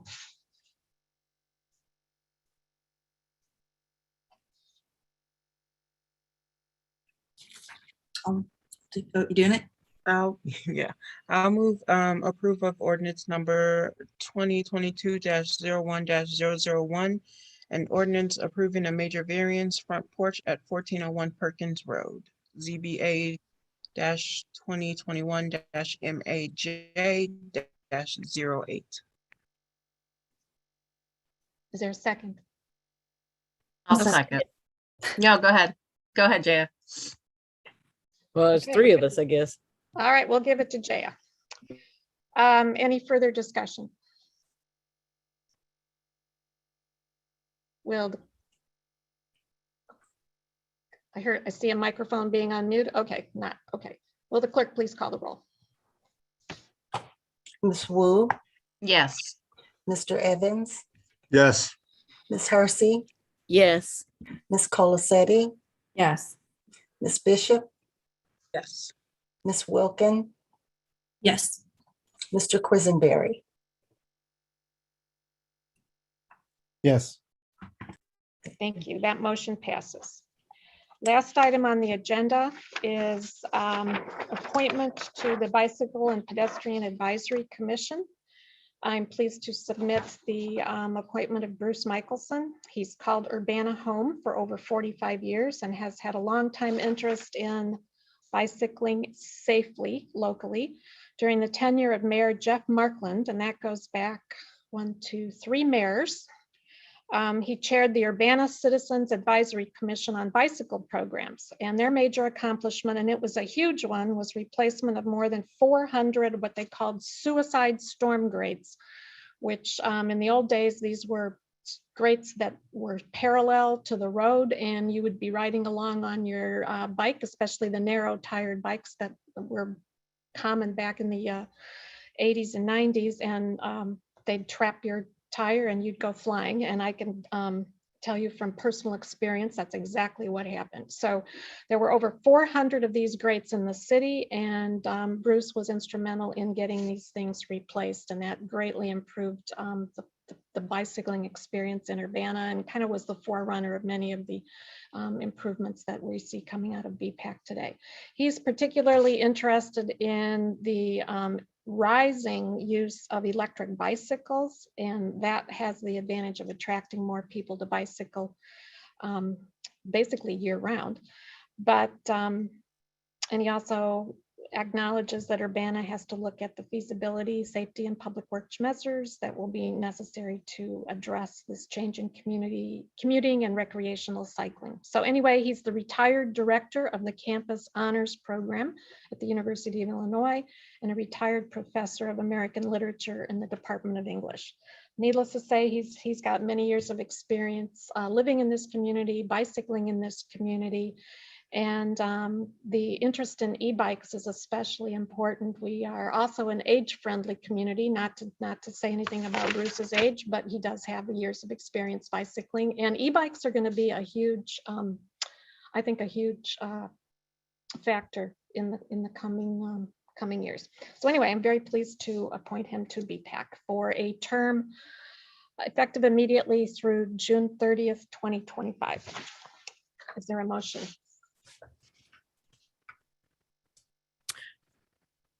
Therese. I would move to appoint Bruce Michelson to the Bicycle and Pedestrian Advisory Commission, term ending June 30th, 2025. Thank you. Annie, is there a second? I'll second. Moved by Sharice, seconded by JF. Further discussion? Will the clerk please call the roll? Mr. Quisenberry. Diane, I think Grace rose her hand. Oh, sorry. Go ahead. That's okay. Thank you. Not super important. Was just going to say thank you for the nomination. He seems like a good fit, and I appreciate having that background information and the term ending date, and happy to see people who are interested in qualifying and serving on our commissions. So thank you. Thank you. Okay. Will the clerk please call the roll? Mr. Quisenberry. Yes. Ms. Wilkin. Yes. Ms. Bishop. Yes. Ms. Colasetti. Yes. Ms. Hersey. Yes. Mr. Evans. Yes. Ms. Wu. Yes. Okay, that motion passes. With no further business, this meeting is adjourned. Oh, I have a question. Yeah. For next week, Monday is MLK Day, and I was wondering what the plan is for City Council. Are we moving to Tuesday? Yes, it's an official city holiday. I thank you for reminding me. It's an official city holiday, and in that case, we have our council meeting, committee of the whole meeting on Tuesday at 7 o'clock. And it's a packed agenda, so stay well, please. All right, this meeting is adjourned. Thank you. Good night.